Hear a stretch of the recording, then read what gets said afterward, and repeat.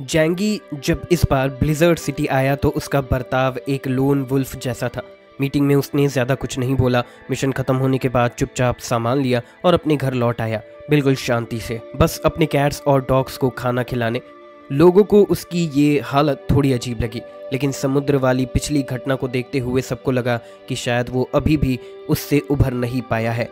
रिवरसाउथ domain की इस mission को लेकर वो बहुत सीरियस था। डेप्यूटी मिनिस्टर ऑफ ऑपरेशन जिनको टीम लीड करने भेजा गया और साथ में 500 प्रोफेशनल इन्वेस्टिगेटर्स भी रखे गए। उसी शाम जूजंग अपने ऑफिस में बैठा था। उसके माथे पर शिकन थी।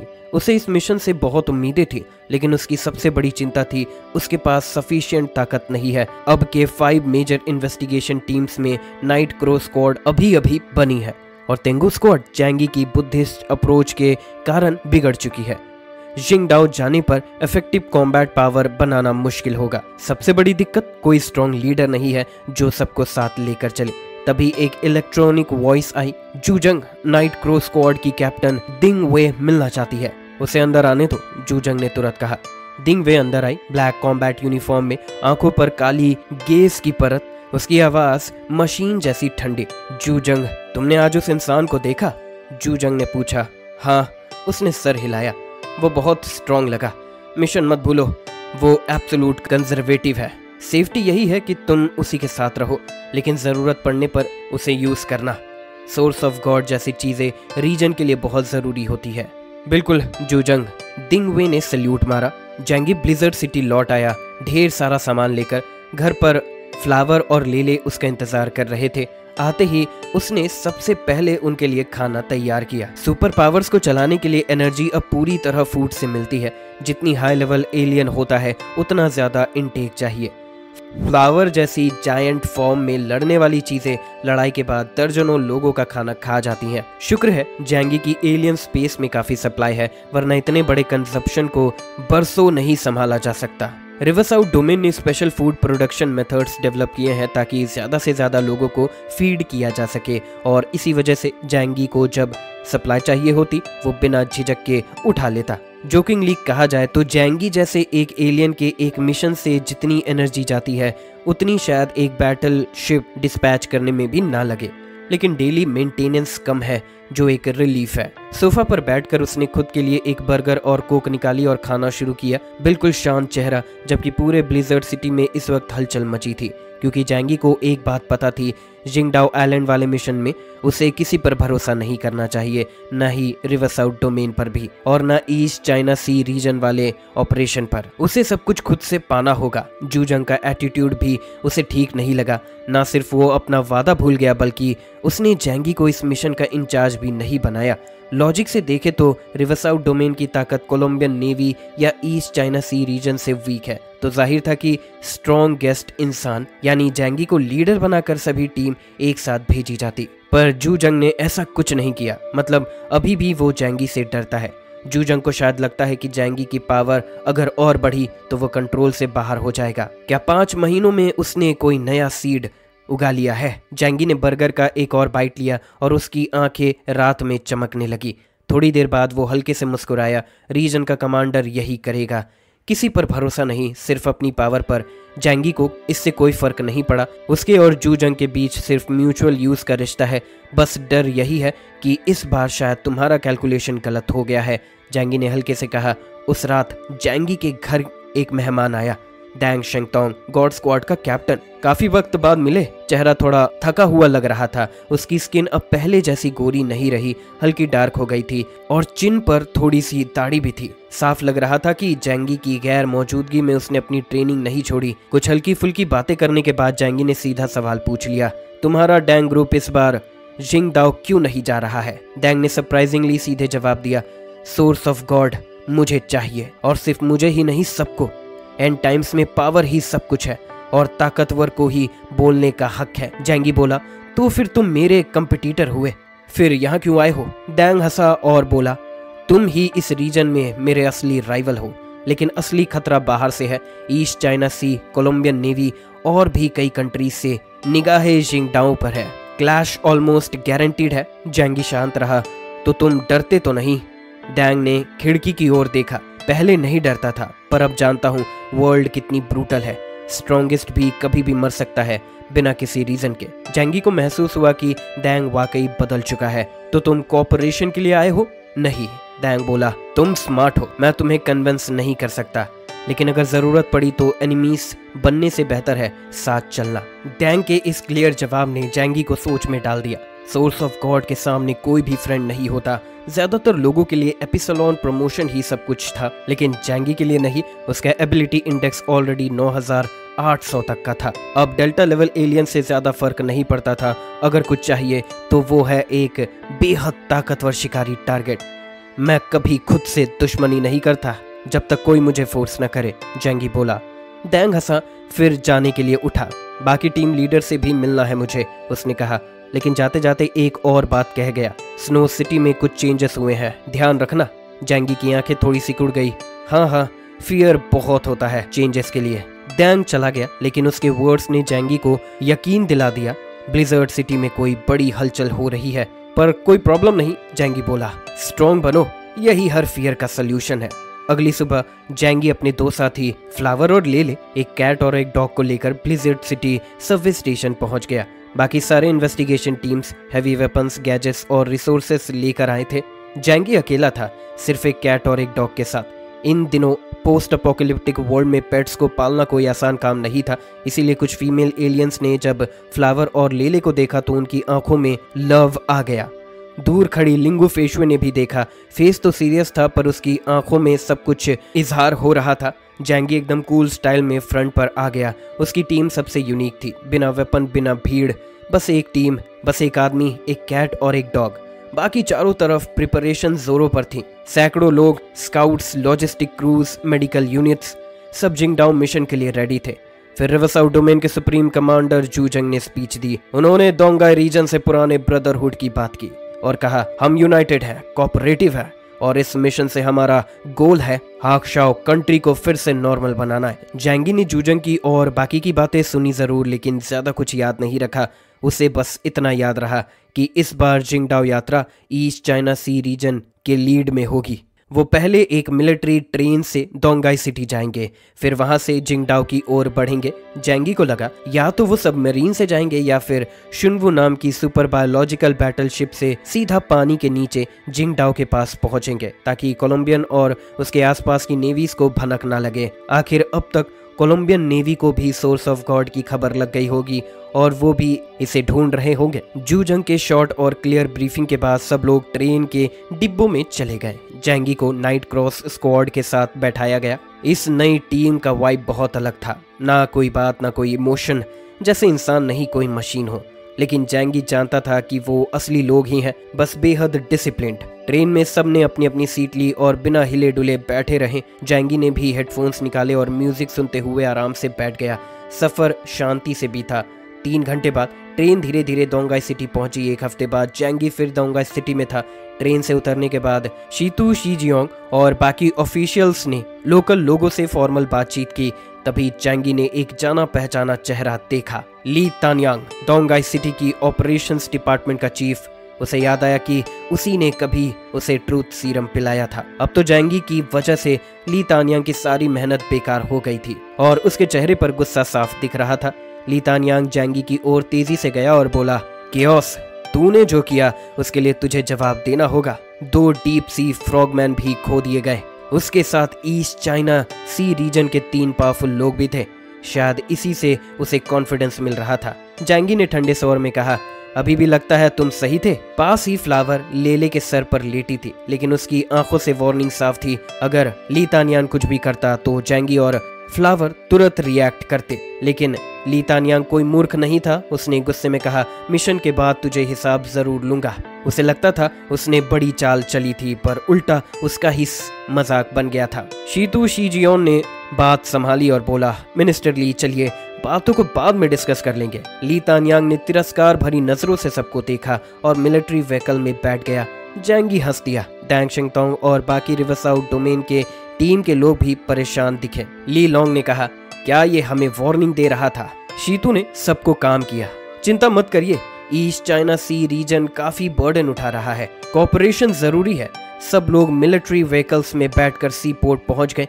वहां ऑलरेडी ईस्ट चाइना सी के सोल्जर्स तैनात थे। पूरे पोर्ट पर टेंशन और पावर का प्रदर्शन दिख रहा था। जैंगी ने खिड़की से देखा और मन में सोचा, पावर दिखाने की नौटंकी है ये सब। अगर सच में दम है तो कोलंबियन नेवी से खुद जाकर भिड़ क्यों नहीं जाते।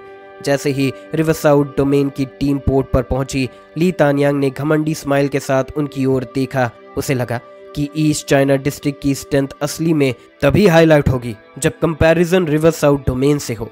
उसने कम्युनिकेटर में कहा, शुनवू बाहर आ जाओ। कुछ ही सेकंड्स में सी वाटर जोर से सर्च करने लगा। लिंगू, फेशुए और जैंगी पहले से ही शुनवू को देख चुके थे, इसीलिए सरप्राइज नहीं हुए, लेकिन बाकी लोग कंफ्यूज हो गए। अरे वाटर के नीचे कुछ हुआ है, सबमरीन नहीं, वो पॉसिबल नहीं है।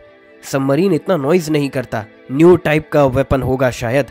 और तभी शुनवू का ह्यूज हेड पानी से बाहर आया। एक black deep sea monster, island जितना बड़ा टर्टल। डैंग, शेंगतोंग, लीलोंग और बाकी सब चौंक गए। डैंग ने अपनी डीप ब्रेथ लेते हुए कहा, एपिसलॉन क्लास इन ह्यूमन, फिर तो फाइट करने का कोई स्कोप ही नहीं। जैंगी और लिंगू फेशो ने एक दूसरे को देखा। शुनवू स्ट्रांग है, लेकिन साइज की वजह से वो लैंड नहीं कर सकता, यानी सोर्स ऑफ गॉड अभी भी उनके लिए पॉसिबल है। ली तानयांग ने हैंड्स फैलाते हुए स्माइल के साथ कहा, दोस्तों ये है ईस्ट चाइना सी रीजन की 4 स्पिरिट फ्लीट का ट्रम्प कार्ड शुनवू, जिसका कोड नेम है ब्लैक ट्रॉटराइज, और हम स्टार आइलैंड इसी शिप से जाएंगे। सीतू ने आंखें नैरो की, फिर उसने कहा, मैंने एक्सपेक्ट नहीं किया था कि शिनवू को भी भेजा जाएगा। ईस्ट चाइना इस बार पूरी तरह सीरियस है। ली ने जवाब दिया, मिनिस्टर शीतू चिंता मत करिए, जब हम वो चीज पालेंगे रिसोर्सेस आपके साथ एज एग्रीड शेयर करेंगे। शिनवू के अंदर सभी टीम्स चली गई। वो अंदर से एक सुपर बैटलशिप है जहां थाउजेंड्स ऑफ पीपल आराम से एडजस्ट हो सकते हैं। ईस्ट चाइना सी रीजन ने एलियन फोर्सेस के साथ साथ 100 ऑफ प्रोफेशनल इन्वेस्टिगेटर्स भी भेजे, क्योंकि सिर्फ फाइटिंग से कुछ नहीं होगा, सर्चिंग में स्किल जरूरी है। सोर्स ऑफ गॉड वाली जगहों पर मैग्नेटिक फील्ड बहुत ज्यादा फ्लक्चुएट करता है, ना सैटेलाइट वर्क करता है ना ही कंपास, इसीलिए न्यू टाइप के कम्युनिकेशन चिप्स सबको दिए गए हैं ताकि टीम का कोऑर्डिनेशन बना रहे। जैंगी फ्लावर और लेले के साथ शुनवू के अंदर चला गया। फिर शुनवू ने अपना मुंह बंद कर लिया और डीप सी के रास्ते शिंगडाओ की ओर बढ़ने लगा। कॉन्फ्रेंस रूम में ली तानयांग ने सब टीम लीडर्स को बुलाया और एक 3D मैप टेबल पर रखते हुए कहा, हम बातो सिटी पर लैंड करेंगे और 2 टीम्स में डिवाइड होंगे। हमारी वैनगार्ड टीम्स राउट क्लियर करेगी और मार्क छोड़ेगी और एलियन स्क्वाड उनके पीछे फॉलो करेगी। डैंग शेंगतोंग ने ब्रो उठाते हुए पूछा, dangerous in human creatures, east China region ने ये डिटेल पहले नहीं दी थी, शायद इसीलिए रिवरसाउथ डोमेन को साथ जोड़ा गया है। ली तानयांग ने एक पॉइंटर से मैप पर पॉइंट करते हुए कहा, रिवरसाउथ डोमेन की टीम जिनफेंग सिटी से जाएगी और ईस्ट चाइना रीजन की टीम केरादो से। हम लेफ्ट राइट से अटैक करेंगे। जैसे ही उन्होंने राउट देखा सब शॉक्ड हो गए। जिनफेंग सिटी वागू से सबसे दूर थी और सबसे ज्यादा एक्सपोज थी, नियानन और मार्ली के करीब, मतलब कोलंबियन नेवी का मेन प्रेशर रिवरसाउथ डोमेन पर ही होगा। जैंगी ने स्नेयर करते हुए कहा, मिनिस्टर ली का प्लान तो फर्स्ट क्लास है, रिस्क हम ले और बेनिफिट आप।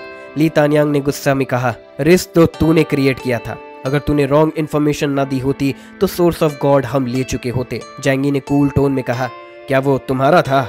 ली तानयांग गुस्से में उठने ही वाला था, लेकिन उसके साथी ने उसे शांत किया। ली ने चेयर पर बैठते हुए कहा, ऑपरेशन ईस्ट चाइना रीजन की लीड में होगा। ये अरेंजमेंट मैंने पूरी स्ट्रैटेजी के साथ बनाया है। शीतू ने अपना सर घुमाया और मुस्कुराते हुए कहा, बिल्कुल, हम मिनिस्टर ली की काइंडनेस और स्ट्रैटेजी पर शक नहीं करते। हालांकि हमारी रिवरसाउथ डोमेन टीम काफी कमजोर है, लेकिन हमें एक डेंजरस जगह पर रखा गया है।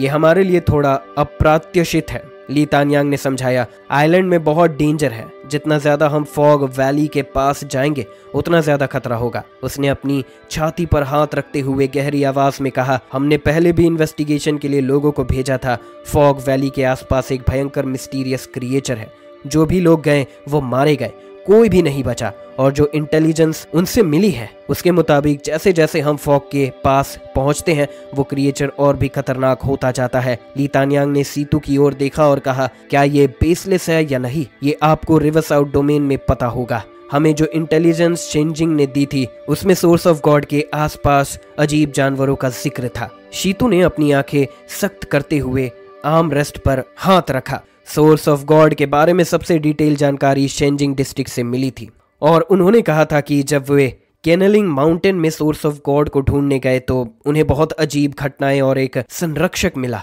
ली तानयांग ने जारी रखा, आपकी टीम की ताकत थोड़ी कमजोर है, इसीलिए अगर हम ईस्ट चाइना सी रीजन की टॉप टीम को पहले कोर एरिया की ओर भेजें तो मिशन की सफलता के लिए सबसे फायदेमंद रहेगा। ये कहते हुए उसने एक हल्की सी हंसी हंसते हुए कहा, वैसे क्या आप सच में सोचते हो कि आप अकेले सोर्स ऑफ गॉड हासिल कर सकते हो? ईस्ट चाइना सी रीजन और रिवर साउथ डोमेन के बीच शुरू से ही सहयोग का मकसद सिर्फ इतना था कि रिवर साउथ डोमेन उन्हें कुछ परेशानियां हल करने में मदद करे, जैसे कि कोलंबियन नेवी और दूसरे देशों की फोर्सेस। बस आराम से रहिए और हमारी मदद कीजिए। जब हम सोर्स ऑफ गॉड पालेंगे तो आपको भी उसका फायदा मिलेगा। ली तानयांग ने टेबल पर जोर से ठोका, अगर कोलंबियन और दूसरे देशों के एलियन सच में आए तो आप जिम्मेदार होंगे और हमारा टाइम वेस्ट करने में मदद करेंगे। ली का तरीका और उसका एटीट्यूड डैंग शिंगतोंग और बाकी सभी को असहज कर गया। ये भी उन्हें एहसास दिला गया कि बिना ताकत के वो किसी से बात नहीं कर सकते। ईस्ट चाइना के एलियंस की ताकत बहुत ज्यादा है, इसीलिए ली तानयांग बिना हिचकिचाए कह सकता है, आप यहाँ सिर्फ हमारी मदद के लिए हैं। हालांकि वो गुस्से में थे पर कुछ नहीं कह सकते थे क्योंकि आखिरकार ताकत तो उनके पास नहीं थी। डैंग शिंगतोंग ने गहरी सांस ली और कुछ नहीं कहा, हालांकि उसकी आंखों में नाराजगी साफ दिख रही थी।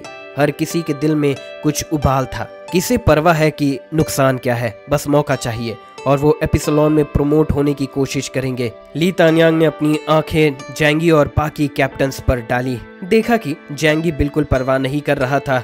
तब शीतू ने कहा, फिर जैसा मिनिस्टर ली कह रहे हैं वैसा ही करेंगे, इससे पहले कि वो कोई और शर्तें तय कर पाते। ईस्ट चाइना सी ने सोर्स ऑफ गॉड मिलने के बाद रिवर साउथ डोमेन को रिसोर्सेज देने का वादा करके काफी फेस दिया था। जू जंग ने भी अपने दिल में ये स्वीकार कर लिया था कि सोर्स ऑफ गॉड अब उनका नहीं रहेगा। जैंगी, जो फिलहाल रिवर साउथ डोमेन का सबसे ताकतवर सुपर नेचुरल पावर वाला था, चुप रहा। इसका मतलब था कि बाकी भी पहले बोलने की हिम्मत नहीं करेंगे। अब वो शुनवू के पेट में थे, कोई भी उस युवा को हल्के में नहीं ले सकता था जो पास बैठकर चाय पी रहा था। आधा दिन बाद शुनवू ने समुद्र के नीचे से डाइव करते हुए जिंदाओ के पास पहुंचने में सफलता पाई।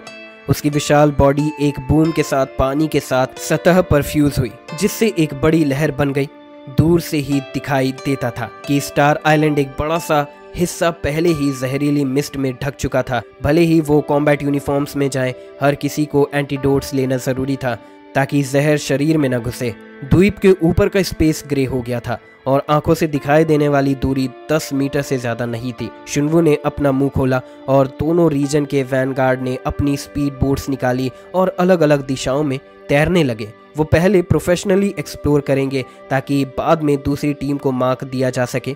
जैंगी और बाकी लोग शुनवू के मुंह पर पहुंच गए। एक बड़ी टीम इकट्ठा हो गई, लेकिन वहां भी भीड़ का एहसास नहीं हो रहा था। शुनवू का स्पिरिट भी सामने खड़ा था और ईस्ट चाइना के एलियंस में सबसे आगे था।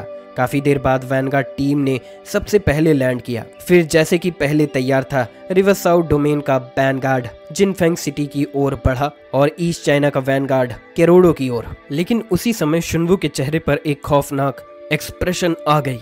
वो आ रहे हैं, इसने बस इतना कहा जिससे सभी कंफ्यूज्ड हो गए। वो शुनवू ने किसे कहा था? ये साफ था एक खास व्यक्ति। ली तानयांग ने पूछा, शुनवू कौन आ रहा है? शुनवू ने बिना किसी को देखे अपने शरीर से अचानक गायब होकर फिर से अपने सर पर खड़ा हुआ।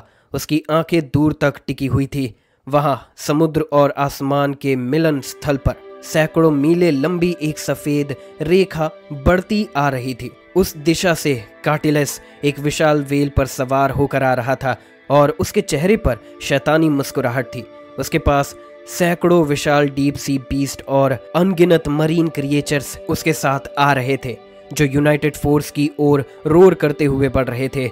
Lord of the ocean, storm Lord, समुद्र के इन दो पुराने दुश्मनों का सामना फिर से हुआ था। स्टार आइलैंड पर पहुंचते ही कोलंबियन नेवी से आमना सामना होगा किसी ने सोचा भी नहीं था, और जैसे ही कार्टिलस सामने आया पूरा माहौल शॉक में चला गया। समुद्र में उसका एब्सोल्यूट पावर वाला तरीका सच में एक बग जैसा है। ग्रुप फाइट में तो वो अकेले ही पूरे एक फ्लीट को बर्बाद कर सकता है, यहाँ तक कि शुनवू भी उसके सामने फीका पड़ जाता है। इस वक्त कार्टिलस सबसे आगे था और उसके पीछे दर्जनों वॉरशिप्स। कोलंबियन नेवी इस बार पूरी तैयारी से आई थी, जैसे उन्हें पहले से पता हो। ली तानयांग का चेहरा सफ़ेद पड़ गया। मिशन की मुश्किल अचानक कई गुना बढ़ गई थी। उनका मानना था कि वो पहले चाल चलेंगे, लेकिन अब सब उल्टा हो गया। ये क्या हो गया? कोलंबियन नेवी यहाँ कैसे? तभी एक अफसर ने कहा, सिर्फ कोलंबियन नेवी ही नहीं, उनके साथ जापान सीला और मार्ली की वॉरशिप्स भी हैं। ये एक जॉइंट फ्लीट है जो हमारे आने का इंतजार कर रही थी। डैंग शेंगटोंग बोले, कहीं हमारे बीच कोई अंडरकवर एजेंट तो नहीं?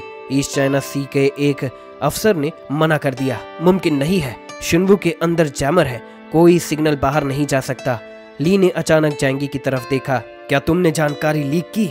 जैंगी ने लेले के मुलायम बाल सहलाते हुए कोई जवाब नहीं दिया। शीतू ने शांति से कहा, मिनिस्टर ली, इतना जल्दी गुस्सा क्यों हो रहे हैं?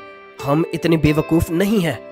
असल में ली भी जानता था कि रिवरसाउथ डोमेन ऐसा नहीं करेगा। अगर source of god Colombian navy के हाथ में लग गया तो सबका नुकसान होगा।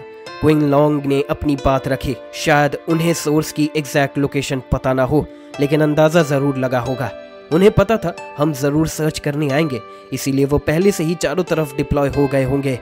जू क्वे ने कहा, ये सब एपिसलोन के ओशन लॉर्ड से भी जुड़ा हो सकता है। शुनवू ने कभी कार्टिलेस से नहीं लड़ा, तो पूरी जानकारी किसी के पास नहीं। शीतू ने कहा, अब जब मामला इतना बढ़ गया है तो हमें सोच समझ कर आगे बढ़ना होगा। हम भी डर रहे हैं, वो भी, तो पहले देखते हैं कि उनका एटीट्यूड क्या है। ली तानयांग ने सहमति में सर हिलाया। दोनों पक्षों की ताकत बहुत बड़ी थी और अगर लड़ाई शुरू हो गई तो दोनों तरफ भारी नुकसान तय था। समुद्र में विशाल सी बीस्ट की लहरें धीरे धीरे पास आ रही थी। वो सब इतने विशाल, अजीब और खतरनाक थे कि उनके ओरिजिनल रूप पहचानना मुश्किल था। उनकी शक्लें डरावनी थी और आवाजें चीख जैसी। बहुत से सैनिकों के चेहरे सख्त हो गए थे। अगर लड़ाई हुई तो उनका सामना कौन करेगा? शायद सिर्फ कार्टिलेस ही आधे से ज्यादा सी मॉन्स्टर्स को उन्हें खत्म करने भेज दे। उसकी वजह से उसका पावर स्कोर 18,000 सेट किया गया है। वो सच में एक वॉर मशीन है, अकेला पूरे फ्लीट जितना ताकतवर। अब सी बीस्ट की लहर और जायंट फ्लीट दोनों कुछ नॉटिकल माइल्स दूर रुक गए। किसी ने अटैक नहीं किया। उसी वक्त ली तानयांग को कॉल आया कोलंबियन नेवी से। चेहरा गंभीर हुआ, लेकिन वो फिर भी शुनवू की ओर बढ़ गए। शीतू भी साथ गए। कॉल आधे घंटे से भी ज्यादा चला। इस बीच जैंगी लेले के पास रिलैक्स कर रहा था, जैसे उसे कोई फर्क ही नहीं पड़ रहा। बाकी सब लोग बेचैन थे क्योंकि लड़ाई कभी भी शुरू हो सकती है। क्विन लॉन्ग को गुस्सा आया, इतना रिलैक्स कैसे हो सकते हो? डर नहीं लग रहा? जैंगी ने मुस्कुराकर कहा, टेंशन मत लो ब्रो, मेरी सबसे बेस्ट स्किल है भाग जाना। क्विन लॉन्ग का चेहरा एकदम फ्रीज हो गया। बाकी लोग शर्मिंदा हो गए, जैसे बोलना चाह रहे हो, हम इसको जानते नहीं। ईस्ट चाइना रीजन के लोग हंस पड़े। एक टाइम पर सबसे खतरनाक माने जाने वाला केओस का असली रूप देखकर सब हैरान रह गए। कोई सोच भी नहीं सकता था कि वो बैटलफील्ड में लड़ने से ज्यादा भागने की प्लानिंग कर रहा होगा। क्या रिवरसाउथ डोमेन के सब लोग ऐसे ही होते हैं? काफी टाइम से आराम तलब जोन में थे शायद। जब जंगल में शेर ना हो तो बंदर राजा बन जाता है। हमारे रीजन में होता तो ये सिर्फ एक मामूली कमांडर होता। हमारी 4 स्पिरिट फ्लीट में तो सबने सैकड़ों जंग लड़ी है। लेकिन जैंगी को किसी की बातों का कोई परवाह नहीं था। उसे हीरो बनने में कोई इंटरेस्ट नहीं था, क्योंकि हीरो बनने से पेट नहीं भरता। बहुत समय बाद ली तानयांग और सीतू आखिरकार शुनवू से बाहर आए। शीतू हमेशा की तरह शांत मुस्कुराहट के साथ खड़े थे, लेकिन उस मुस्कुराहट में अब कुछ अजीब सी बात थी।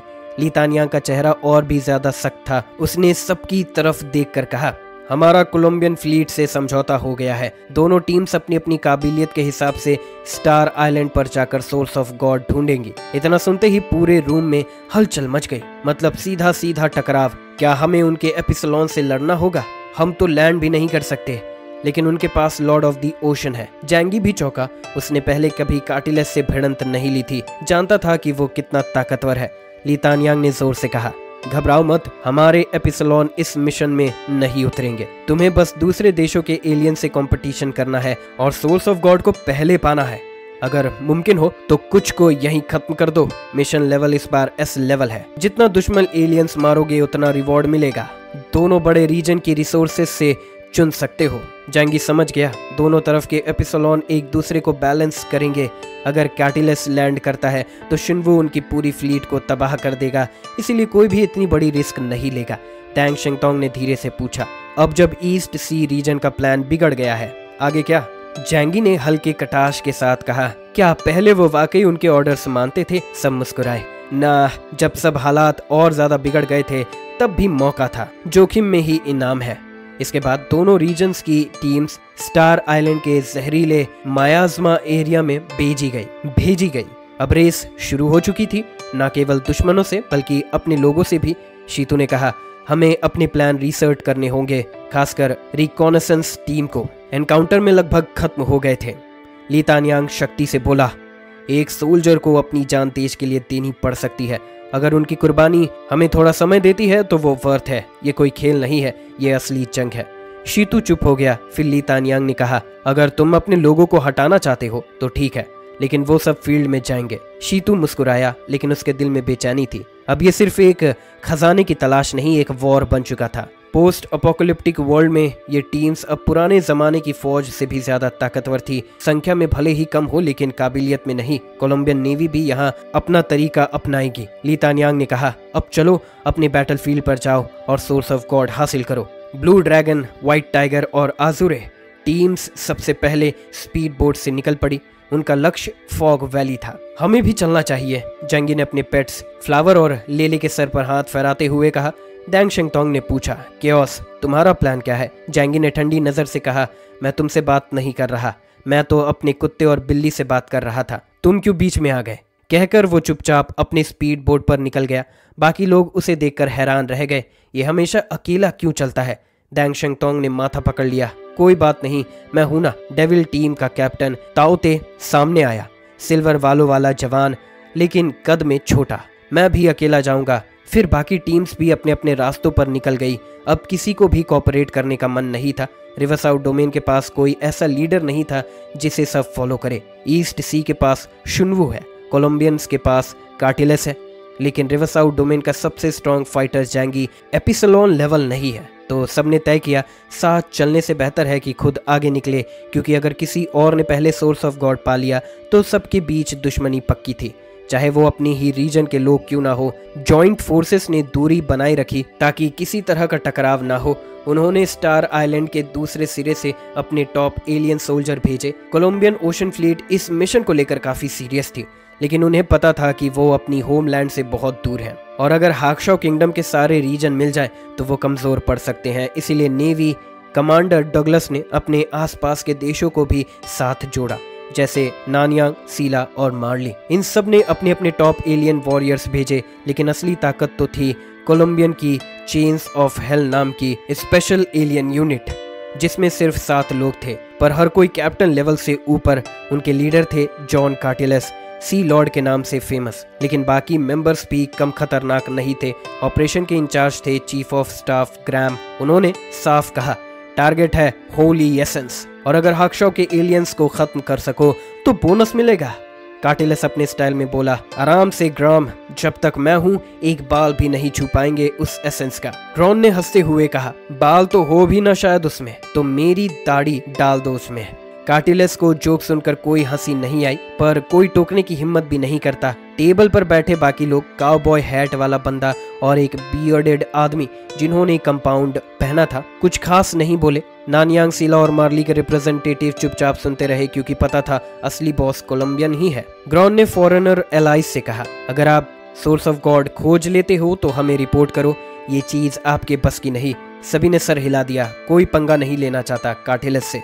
आदेश मिलते ही सारे एलियन आइलैंड्स पर लैंड कर गए, हाक्शॉ फोर्सेस के अपोजिट डायरेक्शन से। कार्टिलस बोर होकर बोला, मैं अकेले ही सब खत्म कर दूं, फिर ले आओ वो एसेंस।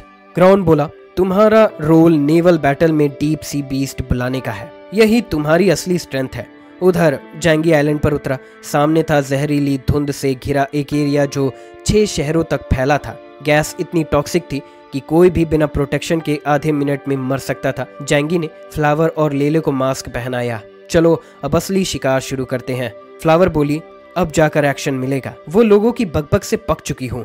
लेले बोली, मुझे उन लोगों पर ट्रस्ट नहीं है, सबके सब चालू लगते हैं। जैंगी ने उन्हें प्यार से सहलाया, हम किसी के नहीं सुनेंगे, बस खुद पर भरोसा रखो। लेले सर्च मत करो। लेले सर्च स्टार्ट करो।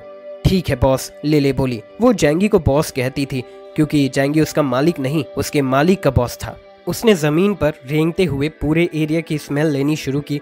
हर जिंदा चीज की एक म्यूटेटेड स्मेल बहुत पावरफुल होती है और डीमन डॉग की सेंस भी बहुत पावरफुल है और उसका डायरेक्शन सेंस भी टॉप लेवल का था। इसीलिए जैंगी को किसी स्काउट की जरूरत नहीं थी। यही वजह थी कि वो एक गामा लेवल हाउंड को लेकर आया था। स्टार आइलैंड, क्या डायरेक्शन कंफर्म हो गया? क्या हम वहां जा रहे हैं जहां वो जा रहे हैं? जैंगी ने लेले के मोटे बालों को सहलाते हुए मुस्कुराकर पूछा। हाँ, इसी तरफ जाना है। लेले ने अपना नाक आगे की ओर घुमाया। ठीक है फिर चलो। जैंगी ने अपना डायमेंशनल गेट खोला और तीनों जहरीले धुंध के अंदर गायब हो गए। कुछ समय बाद वो आगे एक जगह प्रकट हुए। लेने ने एक बार फिर डायरेक्शन चेक किया और जैंगी ने उसकी तरफ बढ़ना शुरू कर दिया। लेले की नाक बेहद शार्प थी और जैंगी की स्पेस ट्रैवल तो जैसे चीटिंग ही लगती थी। सीधी डिस्प्लेसमेंट। स्टार आइलैंड जैसे डेंजरस एरिया में जो पहले जाएगा उसकी पकड़ मजबूत होगी। इसलिए जैंगी का मकसद था जल्दी पहुंचकर एलियन शिकार शुरू करना। लेकिन इस वक्त शिनवू की कमांड रूम में बैठा ली तान्यांग और बाकी लोग हैरान रह गए। हर एलियन के पास एक ट्रैकिंग चिप थी जिससे उनका लाइव लोकेशन 3D मैप पर दिखता था। उनका प्लान था कि जहरीले धुंध में घुसने के बाद सब स्लो हो जाएंगे, पर अचानक एक लाइट डॉट बड़ी तेजी से मैप पर मूव करने लगा। कौन है ये? पागल है क्या? ली तान्यांग की आंखें चौड़ी हो गई। लगता है रिवर साउथ डोमेन का केओस है। केओस? ली ने नाम सुना और भी उलझ गया। हमें पता है कि फॉग वैली मिडिल में है, लेकिन ये केओस तो दूर जा रहा है और कोलंबियन फोर्सेस के पास पहुंच रहा है। मैप पर साफ दिख रहा था कि जैंगी सीधा जॉइंट फोर्सेस की लैंडिंग साइड की ओर बढ़ रहा था। ये क्या कर रहा है? कोई नहीं समझ पाया उसकी मंशा। ली ने सोचा, अरे वाह, ये बंदा तो हीरो बनने चला है। बढ़िया, हमें टाइम मिलेगा। उधर जैंगी जिनफेंग सिटी के नॉर्थ वेस्ट में पहुंच चुका था। बर्फ, मलबा और जहर के बीच अब भी कुछ स्काई स्क्रेपर्स खड़े थे। उसने एक हाई बिल्डिंग देखी, स्नाइपिंग पॉइंट के लिए परफेक्ट, पर फिर चेंज कर लिया। बहुत ऑब्वियस था। उसने एक कम पॉपुलर बिल्डिंग चुनी और अपने दोनों साथियों के साथ एक ऑफिस में छुप गया। विंडो के पीछे से उसने स्नाइपर राइफल सेट किया। फ्लावर लेले के सिर पर लेटी थी और लेले शांत बैठी रही ताकि उसकी लेवल बराबर रहे। मास्टर, हम यहाँ क्यों छुपे हैं? सामने जाकर शिकार क्यों नहीं करते? जैंगी ने शांति से जवाब दिया। हर बंदा जो आया है वो कैप्टन लेवल या उससे ऊपर है। अगर हम खुद सामने से अटैक करेंगे तो रिस्क होगा, पर कोई नहीं सोचेगा कि मैं यहाँ हूँ। सबका ध्यान है सोर्स ऑफ गॉड पर और मैं यहाँ शिकार करूंगा। अगर कोई इस एरिया में आया तो बैंग, सीधा खत्म। कम एफर्ट ज्यादा रिजल्ट। फ्लावर बोली, आप बॉस हो, जैसा कहो वैसा सही। लेले और फ्लावर अपनी वाइल्ड हंटिंग इंस्टिंक्ट से हर मूवमेंट स्कैन कर रहे थे। असल में जैंगी की प्लानिंग बाकी सबसे अलग थी। सोर्स ऑफ गॉड, इतनी ताकतवर टीम्स, 2 एपिसलोन लेवल एलियंस, उसमें भिड़ना तो मूर्खता होती। उसके लिए असली रिसोर्सेस थे कैप्टन लेवल एलियंस की ओरिजिन एनर्जी। उसके पावर सिस्टम के लिए सोर्स से ज्यादा ये जरूरी था कैप्टन लेवल एलियन को एक जगह पाकर मारना। बहुत रेयर चांस था, इसीलिए वो अकेला आया, बस फ्लावर और लेले के साथ। बाकी एलियन पार्टनर्स उसे स्लो ही करते। मुझे सोर्स ऑफ गॉड की जरूरत नहीं, मैं खुद ही एपिसलोन बन जाऊंगा। जैंगी की आंखों में एक ठंडी मुस्कुराहट थी। बस जितने एलियंस को मार सकता हूँ मारूंगा, बस वही काफी है। कोई सोच भी नहीं सकता था कि जैंगी का प्लान इतना पागलपन भरा होगा। कैप्टन लेवल म्यूटेंट्स का शिकार करना आम डेल्टा लेवल्स के लिए बेकार है, लेकिन जैंगी कोई आम म्यूटेंट नहीं है। असल में वो एक वाइल्ड एपिसलोन जैसा था जो खुद के दम पर ग्रो करता है। अगर वह बाकी रीजनल कैप्टन्स की तरह ज्वाइन कर लेता तो पूरा सिस्टम उसे ट्रेन करता। शायद कार्डिलेस और शुनवू से भी आगे निकल जाता, लेकिन वो फ्रीडम चाहता था, इसीलिए उसे अपना रास्ता खुद बनाना पड़ता है। फॉग वैली करीब 20,000 स्क्वायर किलोमीटर्स में फैली थी, 3 हेवनली सी सिटीज जितनी। सैटेलाइट और कंपास के बिना बाकी एलियंस अंधे हो जाते। सिर्फ स्पेशल एबिलिटीज वाले ही सही रास्ता पकड़ सकते थे और इसमें बहुत टाइम लगता है, कम से कम 1 हफ्ता। जैंगी जानता था यही उनका हंटिंग टाइम है। फ्लावर और लेले 2 जोड़ी एक्स्ट्रा आंखें। 10 मिनट बाद लेले ने कान खड़े किए। बॉस, उधर से कोई आ रहा है, शायद 13 लोग हैं। जैंगी ने विंडो से देखा, चारों तरफ जहरीली धुंध फैली थी। उसने आंखें बंद की, फिर खोली। एक सफेद चमक उसकी पुतलियों में आई, फिर एक इनविजिबल वेव उसके चारों तरफ फैल गई। माइंड रियल, उसकी नई एबिलिटी। स्पेस यूजर होने की वजह से अब वो 3000 मीटर तक की स्पेशियल फ्लक्चुएशन को फील कर सकता था। अब माइज्मा में हल्की हलचल से भी वो दुश्मनों की लोकेशन पकड़ सकता था।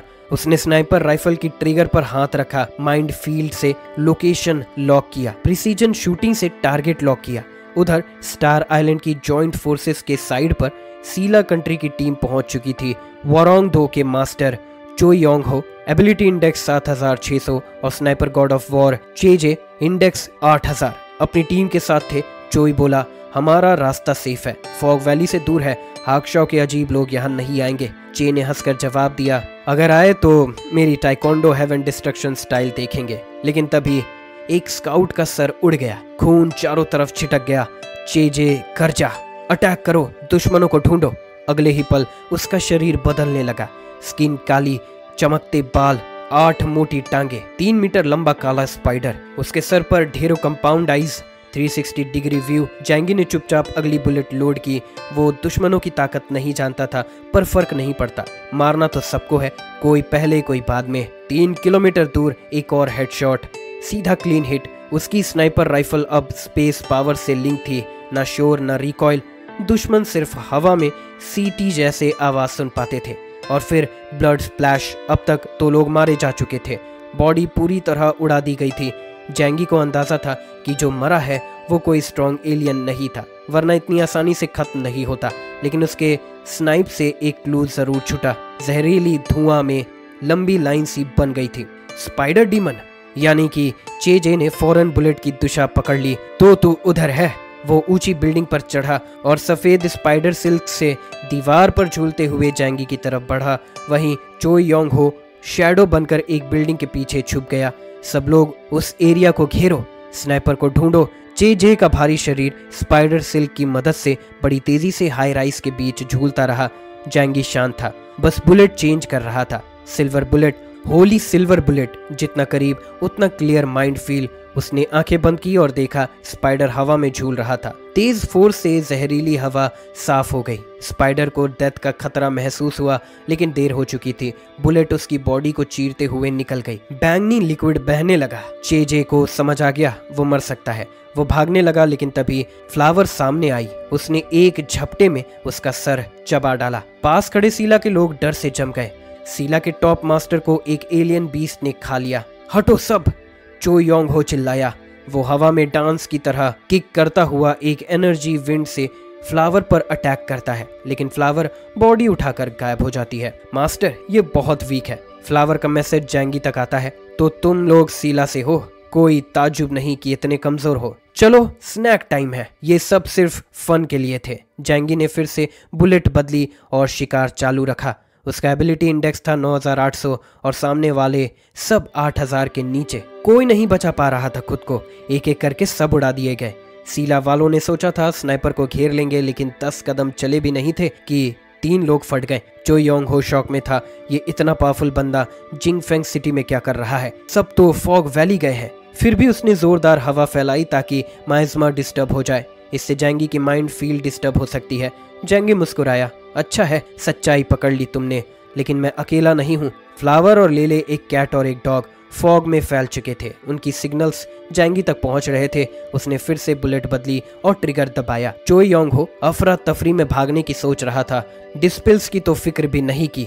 इतना खतरनाक दुश्मन सामने हो तो बस जान बचाना ही काफी है। लेकिन तभी उसे एहसास हुआ कि जैसे कोई शार्प ब्लेड उसकी आंखों के पास सटा हो। भागो!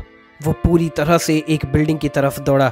स्नाइपर की बुलेट उसके सर से बेहद करीब से गुजरी। सर पर गर्माहट महसूस हुई। हाथ लगाया तो पाया कि बालों के पास एक लंबा कट बन चुका था। थोड़ा दम है तुझमें। जैंगी को हैरानी नहीं हुई। उसने पहले ही अंदाजा लगा लिया था कि ये एनहांसमेंट टाइप यूजर है। कोई बात नहीं, खेलते हैं थोड़ा। युंग हो बिल्डिंग के पीछे छुपा रहा और रास्ता प्लान करने लगा। स्नाइपर से 3 बिल्डिंग्स की दूरी है। जब तक बाहर ना निकलूं बचा रहूंगा। लेकिन उसकी बुलेट बहुत तेज है। फौरन उसने दिमाग से वो आइडिया निकाल दिया, मर जाऊंगा। तभी उसके स्टूडेंट्स आ गए। मास्टर, क्या आप ठीक हैं? जे के भी स्टूडेंट्स थे। सब डरे हुए थे और उम्मीद लगाए बैठे थे। युंग हो को एक आइडिया आया। मैं उसकी ताकत पहचान चुका हूँ। वो सिर्फ दूर से अटैक करता है, पास आएंगे तो कुछ नहीं कर पाएगा। बस मुझे उसका सही पोजीशन कंफर्म करने दो। मेरे पास एक स्किल है जिससे मैं एकदम सामने पहुंच जाऊंगा। स्टूडेंट्स थोड़े रिलैक्स हुए। क्या करना है मास्टर? सीधा है, चारों तरफ से उस बिल्डिंग की तरफ बढ़ो। जैसे ही वो फायर करेगा मैं उसकी लोकेशन पकड़ लूंगा और खत्म कर दूंगा। सभी के चेहरों पर डर था। जिसने जे को एक ही बुलेट में उड़ा दिया, उसके सामने जाना मतलब सुसाइड। मगर युंग हो ने चीख कर बोला, अगर इतना भी नहीं कर सकते तो सीला रिपब्लिक के नाम पर कलंक हो। हमें अपनी ताकत दिखानी है। डर और गिल्ट में आकर स्टूडेंट्स मान गए। जैसे ही वो लोग अलग अलग दिशाओं में जैंगी की तरफ बढ़े, जैंगी मुस्कुराया। इस बार उसने स्नाइपर नहीं, 2 व्हाइट आउल पिस्टल्स निकाले। होली सिल्वर बुलेट्स जैसे ही फायर हुई, जहरीली माइज्मा को चीरते हुए एक डिवाइन ग्लो के साथ निशाना लगाया। सारे स्टूडेंट्स एक एक करके गिरते चले गए। फ्लावर दौड़ पड़ी, बाकी काम उसने संभाल लिया। वहीं युंग हो को और डर लगने लगा। जैसे ही जैंगी ने फायर किया, वो बिल्डिंग्स के पीछे से बचते बचते भाग निकल गया। वो पहले से ही रूट बना चुका था, कई बिल्डिंग्स के पीछे से होकर भागा ताकि स्नाइपर उसे ना देख सके। लेकिन जैंगी फिर से लेले पर बैठता है। युंग हो दूर अपने देश लौटने की सोच रहा था, जहां लोग उसे भगवान मानते थे। लेकिन उसने सोचा भी नहीं था कि बैटलफील्ड पर आए 1 घंटे के अंदर ही उसकी मौत सामने होगी। उसका शरीर अचानक थम गया। सीने पर हाथ रखा, वहां एक बड़ा सा छेद था, दोनों तरफ से खुला हुआ। खून निकलते निकलते काला हो चुका था। मैं मारा गया? उसे यकीन नहीं हो रहा था। उसने तो सब ठीक से प्लान किया था, फिर कैसे? वो पलटा और देखा जहां से बुलेट आई थी, वहां से लेकर उसकी बॉडी तक जहरीली धुंध साफ हो चुकी थी। इतनी सारी बिल्डिंग्स को चीरते हुए बुलेट आई थी। टॉप एलियन स्नाइपर की ताकत यही होती है, जहां कोई सेफ महसूस करता है वहीं मौत छुपी होती है। युंग हो धीरे धीरे घुटनों पर गिर गया और उसकी सांस थम गई। थोड़ी ही देर में एक काला दैत्यकारी जानवर फॉग से बाहर आया और युंग हो की बॉडी को खाने लगा।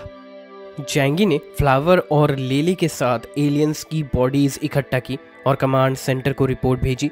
सिचुएशन, ली तान्यांग और बाकी लोग पहले से बैटल शुरू होने का इंतजार कर रहे थे। ज्यादातर टीम्स शुरू में संभल कर चल रही थी, इसीलिए इतनी जल्दी अपडेट मिलने की उम्मीद नहीं थी। जैंगी का मैसेज जैसे ही 3D में सेंटर प्लेटफॉर्म पर आया, सब चौंक गए। इनकी पहचान कंफर्म की जा सकती है, उसने शांति लहजे में कहा। सीतू की आंखों में चमक आ गई। जैंगी ने सिर्फ पहले ही हमला किया था, और वो भी इतना दमदार। ली तान्यांग ने हल्की सी नाखुशी के साथ जवाब दिया, ये तो बस सीला के छोटे लेवल के एलियंस हैं, कोई बड़ी बात नहीं।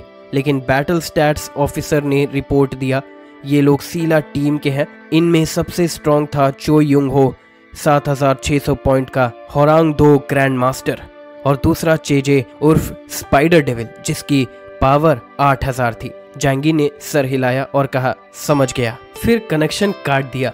सीतू मुस्कुराया, लेकिन ली तान्यांग अब भी दिखा रहा था कि ये मामूली जीत है। हालांकि वो खुद जानता था कि ये कोई आसान बात नहीं। इस बीच कोलंबियन नेवल कमांड को भी सीला टीम के खत्म होने की खबर मिली, लेकिन उन्होंने इसे ज्यादा सीरियसली नहीं लिया।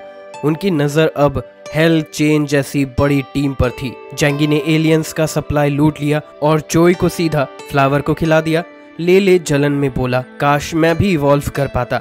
जैंगी हंसकर बोला, तेरे लिए डॉग फूड तैयार करूंगा मिशन के बाद। फिर सबके बॉडीज को एलियन स्पेस में रखा और सीन क्लीन करके निकल पड़े।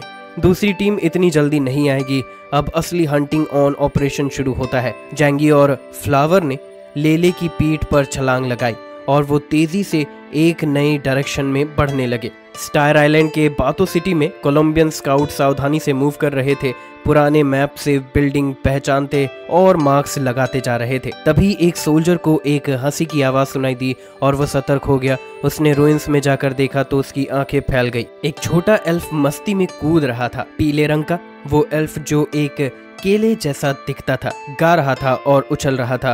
बाकी टीम्स को बुलाया गया, सब दंग रह गए। जैसे ही सब लोग सामने आए, एल्फ डर कर भागा और रुइंस के अंदर भाग गया। टीम ने पीछा किया और एक गहरे बेसमेंट तक पहुंच गए। वहां उन्होंने जो देखा वो किसी जादू नगरी से कम नहीं था। सैकड़ों पीले एल्फ्स मस्ती में झूम रहे थे। Oh my god, team captain फुसफुसाया, क्या ये हेवन है? वो छोटे मोटे क्यूट एल्फ्स जो उछल कूद कर रहे थे, पूरे शरीर से हल्की पीली रोशनी निकल रही थी। ये कोई मैजिकल क्रिएचर है जो सिर्फ फेरी टेल्स और लेजेंड्स में मिलता है। रिकॉनेसेंस टीम ने लाइव फुटेज को कोलंबियन नेवी के कमांड सेंटर भेजा। मेजर जनरल ग्राहम की आंखें चौड़ी हो गई। इतने मैजिकल क्रिएचर्स भी होते हैं? जॉन कार्टिलस ने मजाक में कहा। हो सकता है कोई म्यूटेंट चूहा हो। जैसे ही उसने बोला, वीडियो में कुछ अजीब दिखा।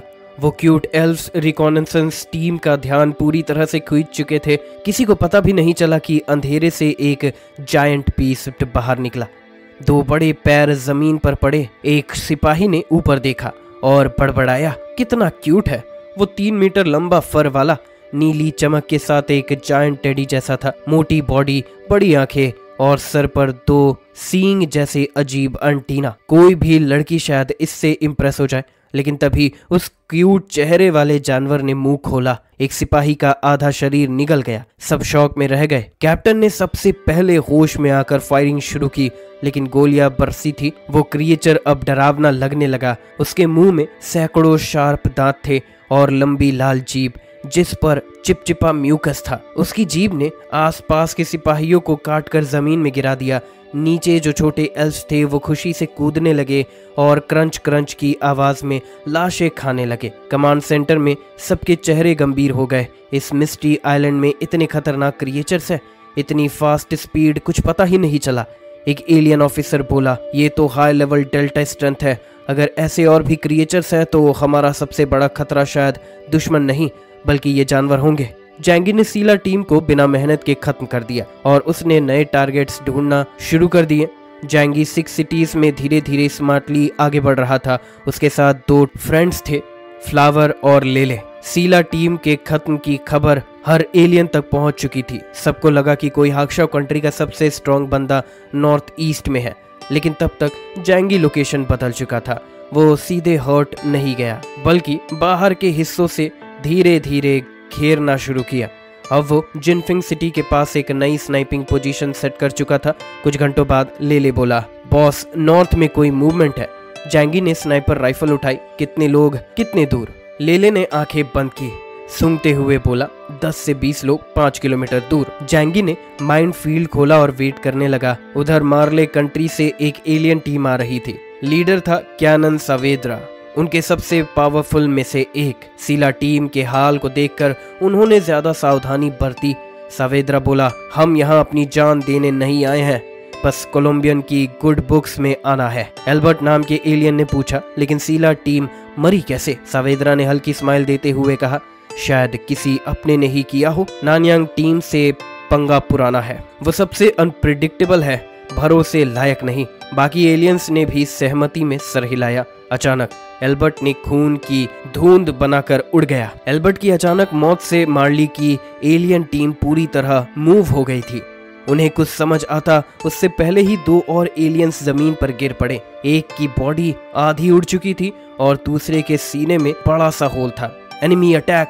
सब एलियंस इधर उधर बिखर गए। सावेद्रा वहीं खड़ा रहा, माथा पर सिकन था। इतना पावरफुल एनिमी, मुझे तो इसकी मूवमेंट का अंदाजा भी नहीं हुआ।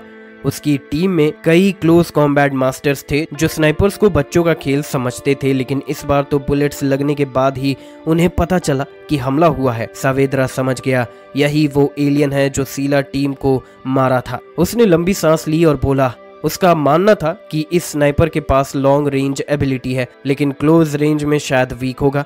तुरंत 2 मसल बाउंसर एलियंस उसकी ओर लाइटनिंग की तरह दौड़े। एक स्नाइपर एलियन ने पीछे से राइफल निकाली, टारगेट लॉक किया और बोला, इतना ओपन, मैच योर स्नाइपर, और ट्रिगर दबाया। 3 बुलेट्स ने दौड़ते हुए दोनों एलियंस को खुद स्नाइपर को ब्लड मिस्ट में बदल दिया। जैंगी ने आईब्रो उठाई, इतने वीक एलियंस, कैप्टन लेवल से तो नीचे कैट फूड है। सावेद्रा ने जब अपने एलियंस को मरते देखा तो उसके चेहरे पर शौक था। क्या मैं गलत था? शायद ये कोई हाई लेवल एलियन है। लेकिन तभी एक बुलेट उसके सीने के पार हो गई और उसने हंसते हुए कहा, अफसोस ये मुझ पर असर नहीं करता, क्योंकि उसकी बॉडी धीरे धीरे स्मोक में बदल रही थी। सावेद्रा, उसकी एबिलिटी थी स्मोक, कोड नेम सी हस्बैंड, एक म्यूटेंट था। उसने जोर से हंसते हुए कहा, तू बदकिस्मत है जो मुझसे भिड़ा। जैंगी ने देखा, ओह, एक ट्रेड टाइप यूजर। इनका पावर समझना मुश्किल होता। फ्लावर और लेले अलर्ट हो गए। उन्हें पता था ये स्मोक कहीं से भी अटैक कर सकता है। जैंगी ने कुछ ओरिजिन बुलेट्स फायर की। 3 और एलियंस गिर पड़े। लो लेवल म्यूटेंट्स पर शो पीस हैं।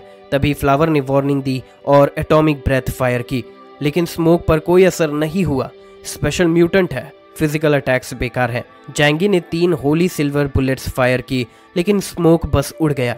सिल्वर भी फेल, इंटरेस्टिंग। तभी सावेद्रा ने स्मोक बॉल्स फेंकी जो ग्रेनेड बन गए और बूम, लेकिन जैंगी ने सब एनर्जी अब्सॉर्ब कर ली और वापस अटैक किया। फिर भी सावेद्रा हंसते हुए वापस दिखा, तुम मुझे मार नहीं सकते। उसकी स्माइल शैतानी थी, उसकी आंखों में पागलपन था। अब मैं तुझे धीरे धीरे मारूंगा। सावेद्रा का पावर एवरेज था, लेकिन इस मिस्ट वाले माहौल में उसे एडवांटेज था। पूरा मिस्ट स्मोक से बनी आर्मी बन गई, 100 सोल्जर्स स्मोक गन और ग्रेनेड के साथ। जैसे ही वो पास आते वेपन में बदल जाते, जैंगी ने सब डिफ्लेक्ट कर दिए। 2 रेल्म बॉन्ड एक्टिवेट। तू जितना चाहे फैंसी अटैक कर, लेकिन पावर में दम नहीं है। कमांड सेंटर में सब अब भी जैंगी की परफॉर्मेंस से शॉक थे। शुनवू की बात ने सबका ध्यान खींच लिया। ली तानयांग ने पूछा, शुनवू तुम्हारे दिमाग में कुछ चल रहा है क्या? शुनवू ने शीतू की तरफ देखा जो बस हल्का मुस्कुराया। फिर शुनवू कुर्सी पर पीछे टिकते हुए बोला, जब मैं पहली बार केओस से मिला था तभी समझ गया था कि वो बहुत स्ट्रांग है। शायद वो एपिसलोन तक भी पहुंच सकता है। ये सुनते ही रूम में सन्नाटा छा गया। क्या एपिसलोन? ये सुनते ही शीतू की आंखों में भी हल्की चमक आई। ली तानयांग बोला, अगर ऐसा है तो उसे अब तक डेल्टा पर क्यों रोका गया? कोई भी रीजन ऐसा टैलेंट वेस्ट नहीं होने देता। एक ऑफिसर ने कहा, मैंने जैसा सुना है कि केओस ब्लिजर्ड सिटी का हिस्सा नहीं है, बस एक कोऑपरेशन है। ली तानयांग हंस पड़ा। ओह, तो ये है तुम्हारा स्टाइल? फिर थोड़ा सीरियस हो गया। जीनियस को दबाना सिर्फ अपने डर को छुपाना है, शुनवू ने धीरे से कहा। केओस ने ये जगह इसीलिए चुनी क्योंकि यहाँ कैप्टन लेवल एलियंस बहुत ज्यादा है। हर एक का शिकार करने से उसे खुद को अपग्रेड करने का मौका मिलता है। अब ली तानयांग को एहसास हुआ, अगर जैंगी वाकई इतना पोटेंशियल रखता है तो वो स्टार आइलैंड पर एपिसलोन लेवल पार भी कर सकता है। दूसरी तरफ कोलंबियन नेवी कमांड में सावेद्रा की मौत और उसके भेजे गए वीडियो ने जनरल ग्राम को सीरियस बना दिया। ये एलियन बहुत खतरनाक है। एक ही दिन में 2 टीम्स को खत्म कर दिया। पहले ग्राम ने उसे सीरियसली नहीं लिया था, वो बस चाह रहे थे कि हेल चेन्स सोर्स के लिए लड़े और बाकी छोटी एलियन फोर्सेस उसे हैंडल करे। पर अब जब सावेद्रा कुछ मिनट में ही खत्म हो गया तो बात बढ़ चुकी थी। हमें अब पता है कि स्ट्रॉन्ग हंटर जो हमारी एलियन फोर्स को ट्रैक कर रही हैं, पॉइजन माइज्मा में एक्टिव है। वो लोकेशन कैसे ट्रैक कर लेता है, ये सबसे खतरनाक बात है। लेफ्टिनेंट कर्नल कर्डी ने सजेशन दिया, हमें हेलचेन्स को ही भेजना चाहिए, ये लोग से स्ट्रॉन्ग एलियंस हैं। ग्राहम ने मैप देखा और पूछा, उस एरिया के पास सबसे सही ऑप्शन कौन है? जवाब आया, हैम्ड बून। ग्राहम बोला, बिल्कुल सही चॉइस है। यामिन सिटी के पास कोलंबियन एलियंस की एक टीम पॉइजन मिस्ट में घुस रही थी। सबने ब्लैक कॉम्बैट यूनिफॉर्म पहनी थी और latest high energy laser weapons लिए हुए थे। टीम के बीच में एक क्लोक पहना आदमी अचानक रुक गया। उसके रुकते ही बाकी सब ने भी गन तैयार कर ली। वो था हैम्ड बून, हेल्थ चेन का मेंबर। कमांड से कॉल आया, तुम्हारा नया मिशन है, पास में एक ही हंटर है, उसे खत्म करो। बून बोला, डिटेल्स दो। जवाब मिला, वो स्नाइपर लगता है पर बहुत पावरफुल है। बून मुस्कुराया, स्नाइपर, इंटरेस्टिंग। उसने कॉल काटा और अपनी टीम को इंस्ट्रक्शन दी, तुम लोग यहाँ का रास्ता क्लियर करते रहो, ध्यान रहे कोई तुम्हें ट्रेस न कर पाए। फिर वो अपने एक साथी रैम मैकरैन के साथ अलग हो गया। चलो शिकार शुरू करते हैं। सावेद्रा को समझ आ गया कि उसके सारे अटैक्स बेअसर हो रहे थे। उसकी मुस्कुराहट फीकी पड़ गई। असर नहीं हुआ तो अब ये ट्रिक देख। उसने गहरी सांस ली और चारों तरफ एक जहरीली मिस्ट अपने अंदर खींच ली और फिर उसका शरीर बढ़ने लगा। 10 मीटर से ऊंचा जायंट बन गया। दाहिने हाथ में रॉकेट लॉन्चर और बाएं हाथ में 3 मीटर लंबा कैनन बॉल। उसने जैंगी के पैरों के नीचे फायर किया। जैंगी ने देखा उसका पावर सीधे हथियार में बदलता है, जितना बड़ा उतना ज्यादा डैमेज। लेकिन 30 टाइम एक्सीलरेशन के साथ उसने तुरंत स्पेस टेलीपोर्ट कर लिया। फ्लावर और लेले भी पहले ही दूर हो चुके थे। शेल बिल्डिंग में गिरा, एक बड़ा धमाका हुआ और मशरूम क्लाउड उठी। इस बीच जैंगी सावेद्रा के पीछे पहुंच गया। होली जजमेंट। उसने राइट हैंड से व्हाइट ब्लेड निकाली और सर पर वार किया, लेकिन ब्लेड के टच करते ही सावेद्रा फिर स्मोक बन गया। डैमेज ना के बराबर। कहा था ना, इस लेवल के अटैक मुझ पर काम नहीं करते। उसने गन को सब मशीन गन में बदला और जैंगी पर बुलेट्स की बारिश कर दी। Dimensional gate. जैंगी ने सारे बुलेट्स एक पोर्टल से निगल लिए, फिर दूसरा पोर्टल खोलकर उन्हें बैक फायर किया, लेकिन स्मोक फॉर्म में सावेद्रा का कोई असर नहीं हुआ। तू काफी पावरफुल है, शायद हाक्शाओ का टॉप फाइटर है, तो फिर तू यहाँ क्यों है? सोर्स ऑफ गॉड की लड़ाई में क्यों नहीं? जैंगी की आंखों में ठंडी चमक थी। जाके सैटर्न से पूछ। उसने 2 होली सिल्वर ग्रेनेड्स निकाले और फेंक दिए। सावेद्रा हंसा, फिजिकल अटैक तो बेकार है, पर पूरा बात बोल भी नहीं पाया कि सामने तेज सिल्वर फ्लैश हुआ। उसका शरीर छलनी हो गया और साइज कम होने लगा। ये क्या? ये बुलेट से ज्यादा असरदार है। उसे समझ आ गया कि ये होली सिल्वर ग्रेनेड है जो बड़े टारगेट्स पर ज्यादा इफेक्टिव है। ये तो मच्छर जैसा कट गया। वो जहरीली मिस्ट में वापस कूद गया। हंसी हर तरफ गूंजने लगी। जैंगी ने चारों तरफ देखा, सावेद्रा हर जगह था लेकिन कहीं भी नहीं। क्या ये कोई बग है? फ्लावर गुस्से में बड़बड़ाया। सावेद्रा को भी दिक्कत हो रही थी, सामने वाला ज्यादा पावरफुल है पर मर नहीं रहा। उसने स्मोक से एक कम्युनिकेटर बनाया। मैंने हाक्शाओ से आए हुए एक पावरफुल एलियन को ट्रैक किया है, तुरंत फोर्स भेजो। कोलंबियन नेवल कमांड सेंटर में जनरल ग्राहम ने रिपोर्ट पढ़ी और बहुत चक्का रह गया। ये एलियन सोर्स की तलाश में नहीं, मार्ले और सीला की टीम पर हमला क्यों कर रहा है? बगल में कर्डी बोला, शायद ये हंटिंग कर रहा है। एक ही दिन में 2 बार अटैक, ये इत्तेफाक नहीं। उसने मैप पर पॉइंट किया। शायद हाक्शाओ की टीम बंटवारा कर चुकी है। कोई ध्यान भटकाए, कोई सोर्स ढूंढे। ग्राहम सोच में पड़ गया। अगर वाकई ऐसा है तो ये एलियन बहुत बेवकूफ है, क्योंकि कुछ वीक एलियंस मारकर हमें रोका नहीं जा सकता। ग्राहम को जैंगी का हंटिंग करना कुछ खास सीरियस नहीं लगा। उसे लगा जैंगी बस एक डरपोक है जो सिर्फ कमजोरों को टारगेट करता है। उसके लिए ये कोई खतरा नहीं था, खासकर उनकी मेन पावर हेल्थ चेन्स के लिए। इसलिए उसने सावेद्रा की हेल्प रिक्वेस्ट को इग्नोर कर दिया। कोलंबियन की नेवी इतनी पावरफुल थी कि एक अकेला बंदा के लिए रिसोर्स वेस्ट करना फिजूल था। जैंगी ने मीनवाइल फ्लावर और लीले को कुछ विस्पर किया, फिर वो दोनों अलग अलग डायरेक्शन में तेजी से भागे। सावेद्रा को कुछ समझ नहीं आ रहा ये क्या कर रहे हैं। फिजिकल अटैक तो मुझ पर इफेक्ट ही नहीं करते। वो अब भी सोच रहे थे कि जैंगी का मकसद क्या है, पर उसकी अटैक जारी रही। जहरीली स्मोक से बन रहे थे मॉन्स्टर क्रिएचर्स जो जैंगी पर टूट पड़े। जैंगी ने इन सबको इग्नोर किया। फिर अचानक वो जमीन से सीधा हजारों मीटर ऊपर स्काई में उड़ गया।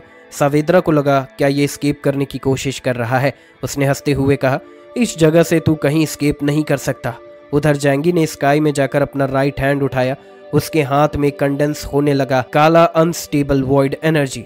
ऐसा लग रहा था जैसे कोई डार्क बीस्ट उसके अंदर कैद है। Condensing the void, dark world, जैंगी ने कहा। फिर ग्राउंड पर उतरा एक साइलेंट ब्लैक सन और कुछ सेकंड्स में ही ग्राउंड से उठी एक कई किलोमीटर चौड़ी डार्क स्पेयर। पूरा जिनफेंग सिटी का साउथ ईस्ट हिस्सा इस डार्कनेस ने ढक दिया। कई जगहों पर लोग इस एनर्जी को फील करने लगे।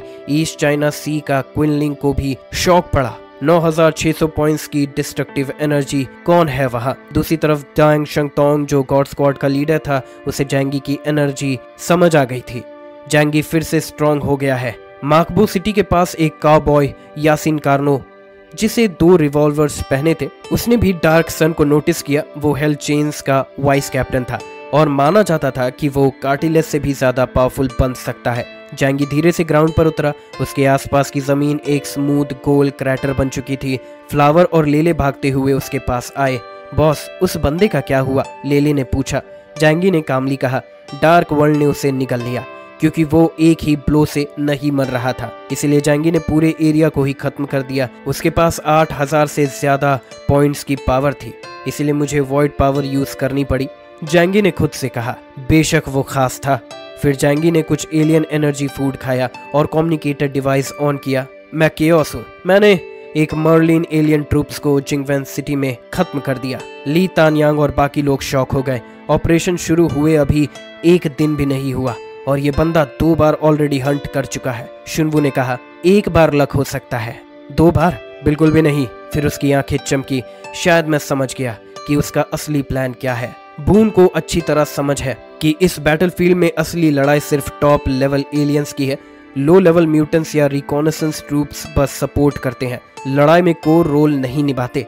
स्नाइपर की तलाश में जिसकी इंटेलिजेंस कम है, ज्यादा लोग ले जाना बेकार है। तो बून सिर्फ अपने साथी को लेकर ग्राहम के दिए डायरेक्शन में वापस जाने लगा। ये एक जहरीले माइज्मा में होने वाला हंट है। बिना प्रिसाइज इक्विपमेंट के जैंगी को ढूंढना कितना टाइम लगेगा कहना मुश्किल है, मगर एक प्रोफेशनल सोल्जर की तरह बून में पेशेंस भरपूर है। उसके लोग सैल्यूट करके उसे विदा करते हैं और वो पॉइजनस धुंध में गायब हो जाता है। जैंगी ने 2 एलियन टीम्स को मार गिराया। उसके लिए ये बस प्रैक्टिस थी। पहले आउटर अरीनास में हंटिंग की रिदम समझी, अब वो डीपर जोन्स की तरफ बढ़ रहा था। मेरा टारगेट है वो जिनका पावर इंडेक्स 9200 से ऊपर है, क्योंकि अब जैंगी का इंडेक्स 9600 तक पहुंच चुका था, तो ग्रोथ स्लो हो गई है। अब इम्प्रूवमेंट के लिए उसे और पावरफुल एलियंस को मारना होगा। मार्ले और सीला के एलियंस कमजोर है। चेन्स ऑफ हेल्थ और नानियांग के एलियंस ज्यादा टेस्टी लगते हैं। जैंगी ने फ्लावर का सर सहलाते हुए बोला, चलो अब अंदर चलते हैं। कुछ मजेदार शिकार ढूंढते हैं। फ्लावर बोली, मुझे भी कुछ टेस्टी खाना है। लेले ने हवा में सूंघ कर डायरेक्शन बता दी और जैंगी ने एक विशाल डायमेंशनल दरवाजा खोल दिया। चलो चलते हैं। कमांड सेंटर से खबर आई, केओस ने मार्ली और सीला के एलियंस को खत्म कर दिया है। ये इन्फो सभी वॉरियर्स को मोटिवेशन देने के लिए ब्रॉडकास्ट की गई। ताओते और बाकी डीमन टीम के लोग इंस्पायर्ड हो गए। अब हमें भी एक्ट करना होगा। डैंग शेंगतोंग जो लाइट का अवतार था आगे बढ़ा। फॉग के बावजूद उसकी विजन क्लियर थी। तभी उसे एक अजीब लाफ सुनाई दी और फिर उसने कुछ अमेजिंग देखा। चांद जैसा चमकते नियॉन हाइट छोटे जीव। उसे इंस्टेंटली लगा ये गॉड सोर्स हो सकता है। बिना किसी को बताए डैंग लाइटनिंग स्पीड से उनके पास पहुंचा। एल्फ्स उसके इर्द गिर्द डांस करने लगे जैसे कोई प्राचीन सॉन्ग गा रहे हो। डैंग ने एक एल्फ को पकड़ा और एनर्जी एब्जॉर्ब करने लगा। प्योर एसेंस, एलियन से भी ज्यादा असरदार। ये सच में गॉड सोर्स है। उसकी आंखें चमकने लगी मगर तभी खतरे का एहसास हुआ। फॉग से एक विशाल व्हाइट एल्फ बाहर आया। दिखने में क्यूट था मगर उसकी आंखें ब्लड जैसी रेड हो गई। एक भयंकर फोर्स डैंग की तरफ बढ़ रही थी। अब असली टेस्ट शुरू होने वाला था। मूनलाइट पूरी जमीन पर फैल चुकी थी। जायंट एल्फ के शरीर से आइसी ब्लू लाइट निकली और पूरा एरिया बाइटिंग कोल्ड हवा में भर गया। डैंग शेंगतोंग की स्पेशल यूनिफॉर्म भी एक पल में फ्रीज होने लगी। उसके होली बॉडी से आई सिल्वर लाइट ने बर्फ को तोड़ दिया मगर अगले ही पल एक भयानक बर्फीला स्टॉर्म आ गया। डैंग हवा में उड़कर 100 मीटर दूर जाकर कई डेड ट्री से टकराया। बहुत पावरफुल है ये एल्फ, सीधे फोर्स से नहीं जीत सकता, ट्रिक से हराना होगा। उसने तुरंत सोचा। एक स्ट्रॉन्ग अर्ज थी। सिर्फ एक छोटे एल्फ को एब्जॉर्ब करके उसकी पावर 50 पॉइंट बढ़ गई। अगर ये बड़े वाले को मार डालूं तो शायद डायरेक्ट एपिसोलोन रेल्म तक पहुंच जाऊं। पर तभी देखा बड़े एल्फ और बाकी छोटे एल्फ्स गायब हो चुके थे, डिसअपियर हो गए। उसके साथ ही आ पहुंचे। बाइचुन्यू ने पूछा, कैप्टन सब ठीक है? डैंग बोला, शायद हम गॉड सोर्स के करीब आ चुके हैं। बाइचुन्यू एक्साइटेड हो गया, इसका मतलब आप एपिसोलोन रेल्म में जा सकते हैं। डैंग ने कहा, आसान नहीं है, बहुत स्ट्रॉन्ग है वो चीज, मगर भाग नहीं सकता, यहीं आसपास होगा, ढूंढना होगा। टीम को ऑर्डर मिला और सब सर्च पर लग गए। डैंग अपने हाथ को देख रहा था। उसने ऑलमोस्ट अपनी लिमिट छू ली थी और अब ये मौका ब्रेक थ्रू का लग रहा था। वो लकी इंसान मैं ही बनूंगा। तभी फॉग में एक इन्वेस्टिगेटर को एल्फ जैसे फुटप्रिंट्स दिखे, लेकिन धुंध में अचानक एक डरावना मॉन्स्टर, डार्क ब्लू शेल, लंबा मुंह, ग्रीन सीच और तेज सिकल्स। टीम मेंबर पीछे हटा और स्पाइडर सिल्क का जाल फेंका मगर मॉन्स्टर ने उसे फाड़ दिया। वो एक जायंट मैंटिस था, 3 मीटर लंबा। टीम मेंबर पे म्यूकस स्प्लिट किया जिससे मॉन्स्टर के जॉइंट्स चिपक गई। वो खुद मॉन्स्टर फॉर्म में आकर उसे चबाने वाला था, लेकिन तभी एक जायंट आर्म 10 मीटर लंबा आकर उसे पकड़ लेता है। एक पल में उसकी बॉडी क्रश हो गई, वो मर गया। फॉग से कुछ लोग बाहर निकले। लीडर के चेस्ट एंड कर्ल्स थे, मूछे और एक dark royal combat uniform. Mantis झुक गया। डेटो, मैं असफल रहा, कृपया सजा दे। ये टीम मर्ली से थी और सामने था उनका सबसे स्ट्रॉन्ग वॉरियर टेपर एलायस। उसने सख्त लहजे में कहा, आक्षा के एलियंस को कम मत समझो, तुम मेरे सबॉर्डिनेट हो, फिर भी एरोगेंट नहीं होना चाहिए। डैंग शेंगतोंग एक चमकदार सिल्वर लाइट में बैटलफील्ड पर पहुंच गया। उसने जमीन पर अपने डेड साथी को देखा और उसकी आंखें कोल्ड हो गई। सामने वाले से पूछा, मैं हूँ हेवनली गॉड टीम का कैप्टन, आप कौन है? टेपर ने स्माइल करके जवाब दिया, ध्यान से सुनो, मैं हूँ सबसे बड़ा मास्टर, बीस्ट कलेक्टर, मार्ली का गॉड टेपर एलायस, एनसाई सिटी का इमोर्टल स्टार, एलायस फैमिली का 100 सालों में सबसे ग्रेटेस्ट जीनियस। वो किसी कोड नेम से नहीं, अपने नाम से जाना जाता है, क्योंकि टेपर एलायस का नाम ही ग्लोरी का सिंबल बन चुका है। टेपर एलायस ने डोंग शेंगतोंग की ओर उंगली उठाई, तुम मुझे देखकर ऑनर्ड फील कर सकते हो, पर तुम्हारी लाइफ यहीं खत्म हो जाएगी। अगर मेरे आगे झुकना चाहो तो शायद बच सको। डैंग की होठों पर एक हल्की हंसी थी। मार्ली का एक वॉरियर मुझे नीचा दिखाए, हक नहीं है तुम्हें। अचानक एक तेज विंड ब्लास्ट एलायस के सर से टकराई। गरजते हुए झरभरे बादल दूर तक उड़ गए, पर फिर तेजी से वापस खींचा। एलायस ने हाथ से सर बचाया, लेकिन उसका शरीर सैकड़ों मीटर दूर जा गिरा। वो समझ नहीं पाया कि हमला किसने किया। धुंध में डैंग का असली रूप सामने आया और जो पहले दिख रहा था वो सिर्फ इल्यूजन था। हिप्नोफ्लाइट की ताकत से वो रोशनी को कंट्रोल कर सकता था। दिखता था कुछ, होता था कुछ और। अब वो कोई एलिगेंट जेंटलमैन नहीं, सिर्फ एक वॉरियर है जो विक्ट्री चाहता है। उसने कमर से अपनी फ्लावर सॉर्ड निकाली और पलक झपकते ही एलाइस के 5 सबऑर्डिनेट्स के सीने को चीर दिया। उनकी छाती पर एक लाल प्लम ब्लॉसम बन गई। मौत खूबसूरत मगर भयंकर थी। एलाइस गुस्से में कांप उठा। बिना डिक्लेरेशन वॉर करना एक कायर की निशानी है। जवाब में दैंग ने उसकी पीठ पर वार किया। जीत ही इज्जत लाती है, सिर्फ विनर ही बैटल को ग्रैंड बना सकता है। लेकिन तभी एलाइस के शरीर से गर्म हवा निकली और जेट इंजन की तरह दैंग को उड़ा दिया। दैंग ने एक टूटी बिल्डिंग में तलवार गाड़कर खुद को रोका। स्टीम छाटा और एक 30 मीटर लंबा मॉन्स्टर सामने आया, भूरे आर्मर में लिपटा हुआ। ये था टेपर एलाइस का ट्रू फॉर्म, जायंट गॉड टेटोगॉन। एलाइस गरजा, तू एक गॉड को मारना चाहता है? ये कैपिटल क्राइम है। उसका विशाल हाथ छाया बनकर दैंग पर गिरा। बूम! एक बिल्डिंग सीधा अंदर टूट गया। दैंग गायब हो गया, पर एलाइस की सेंसेस बहुत तेज थी। उसने जमीन में हाथ घुसाकर एक 10 मीटर लंबा ग्रीन स्केप्टर निकाला। दैंग हवा में उड़ा। उसे पता था कि नॉर्मल अटैक्स बेकार है, टारगेट करना होगा दिल या सर। उसने एक सिल्वर पिस्टल निकाली जिस पर बुलेट्स डिजिट्स थे। एक ओरिजिन बुलेट सीधा एलाइस की आंख की ओर गई, लेकिन एलाइस ने स्केप्टर से उसे रोक दिया। दैंग ने ब्लर स्पीड से मूव करते हुए लगातार फायर किया। स्पार्क्स उड़ती रही, पर एलाइस की हार्ट शेल पर असर नहीं हुआ। तुम गॉड की ताकत नहीं समझते, ये तुम्हारे जैसे की पहुंच से बहुत बाहर है। एलाइस ने स्केप्टर उठाकर जमीन फोड़ दी। पूरी बिल्डिंग गिरने लगी। दैंग को एहसास हुआ मेरी एबिलिटी इंडेक्स 9400 है, इसकी कम से कम 9500 होगी। एक ही बार पड़ा तो खत्म। तभी दैंग की आंखें चमकी। ग्रेट सुमेरो इल्यूजन। उसके शरीर से तेज सफेद रोशनी निकली और एलाइस की आंखों के सामने एक पूरा नया वर्ल्ड आ गया। अब वो झरभरे स्टार आइलैंड पर नहीं, अपने घर के गार्डन में था। उसकी बीवी पर्पल ड्रेस में बैठी थी, बेटा बातें कर रहा था और नौकर सर्व कर रहे थे। एलाइस ने बुदबुदाया, फैंटम। पर ये इल्यूजन इतना असली था कि वो भूलने लगा कि वो जंग में है।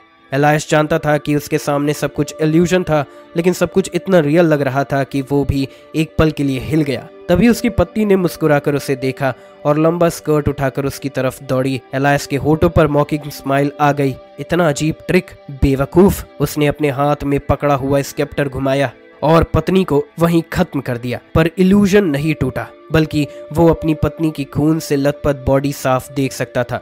चारों तरफ से चीखें आने लगी। सर डांटो, आप क्या कर रहे हो? पापा, आपने माँ को मार दिया। भले ही एलाइस जानता था कि ये सब फेक है, पर फिर भी इमोशन पर काबू पाना आसान नहीं था। इसी बीच एक लंबी स्वॉर्ड चुपचाप उसके पीछे आ गई। Blessing of the Holi body चमकदार सिल्वर लाइट में ढका। दैंग शंगतोंग अपनी स्वॉर्ड ग्रिफिथ के साथ आया और एलाइस के सर पर वार किया। एलाइस के बोन आर्मर में दरार पड़ी, लेकिन ब्रेन तक पहुंचने से पहले ही एलाइस ने जोरदार बैकहैंड स्लैप मारा। दैंग हवा में हजारों मीटर दूर जाकर गिरा। उसके होठों से खून बहकर निकला। मैंने इसकी डिफेंस को बहुत हल्के में लिया, उसने सोचा। ग्रेट सेमुरू इल्यूजन उसकी सेंसेस पर असर कर रहा था, लेकिन दर्द असली था, जिससे एलाइस अपनी लोकेशन पकड़ सकता था। उसका सबसे टफ डिफेंस उसकी बोन आर्मर थी। एलाइस वहीं एक जगह खड़ा रहा, पूरी तरह जड़ हो गया था। सोचना होगा मैं कैसे फंसा। लाइट, मैंने उसकी रोशनी देखी थी, तो अगर मैं आंखें बंद कर लूं। उसने अपनी आंखें बंद कर ली और सारी इल्यूजन गायब हो गई। बस इतना ही था। एलाइस के होठों पर एक क्रूर मुस्कान आई। उधर दैंग शंगतोंग ने 2 सिल्वर बॉल्स निकाले और एलाइस के पैरों पर फेंके। तेज धमाका हुआ और एलाइस के पैर से खून फाउंटेन की तरह निकल पड़ा। ये क्या चीज है जो मेरी बॉडी को चोट पहुंचा सकती है? एलाइस चिल्लाया। विशेष विस्फोटक बॉम्ब, सिर्फ तुम्हारे जैसे इनह्यूमन के लिए, दैंग बोला। दैंग ने 2 और बॉम्ब निकाले, हर एक टोमाहॉक मिसाइल जितना पावरफुल, लेकिन अफसोस इतने महंगे और रेयर है कि ज्यादा कैरी नहीं कर सकता। मेरी सबसे बड़ी एबिलिटी है कि मेरा परिवार अमीर है। दैंग सोचते हुए मुस्कुराया। पहले वो अपनी फैमिली रिसोर्सेज का इस्तेमाल करने में शर्म महसूस करता था, पर अब उसे समझ आया था कि जीतना ही सब कुछ है। एलाइस हंसा। तुम सोचते हो तुम मुझसे अमीर हो? मैं पूरा मर्ली देश ओन करता हूँ। दैंग ने ठंडी नजर से कहा। रिचनेस पैसे से नहीं, साइंस और टेक्नोलॉजी की ताकत से आती है। एलाइस के पैर बैडली इंजर्ड थे, लेकिन उसके जायंट बॉडी के सामने ये माइनर चोट थी। अब मैं अलर्ट रहूंगा, उसने कहा। एलाइस ने अपनी सेंसेस तेज कर दी और दैंग के अटैक को सुनने लगा। दैंग सुपर स्पीड में घूमते हुए एक सिल्वर बॉर्टेक्स बना गया।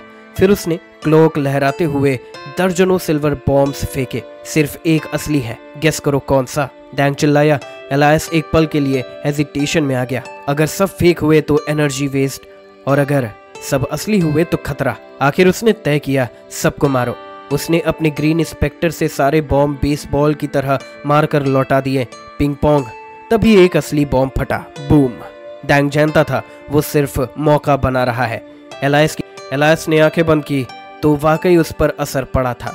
हालांकि उसकी पांचों सेंसेस जबरदस्त थी और वो डैंग की पोजीशन पकड़ सकता था, फिर भी माइक्रो बॉम्ब्स को इतनी आसानी से रिबाउंड करना मुश्किल हो रहा था। वो अब सुनने पर डिपेंड कर रहा है, डैंग सेंगतोन ने सोचा। उसने अपने दाहिने हाथ के कॉम्बैट सूट पर हल्का सा प्रेशर दिया और उसमें से 6 माइक्रो रोबोट्स बाहर निकाले। आज के आइस एज में बड़े रोबोट्स खत्म हो चुके थे, लेकिन ये छोटे डिवाइसेस अब भी काम आते हैं। डैंग ने रोबोट्स को ऑर्डर दिया और वो 6 दिशाओं में फैल गए। अब खेल शुरू, डैंग बोला। अगले ही पल माइक्रो रोबोट्स ने तीखी आवाज करना शुरू कर दी, जैसे सुइयां कानों में घुस रही हो। डैंग ने अपने लिए साउंड वेव कैंसिलेशन एक्टिवेट कर लिया था, लेकिन एलाइस के लिए ये दर्द असहनीय था। वो अपने कान ढकते हुए तड़प उठा, ना देख सकता था ना सुन सकता था। अब कैसे लड़ेगा?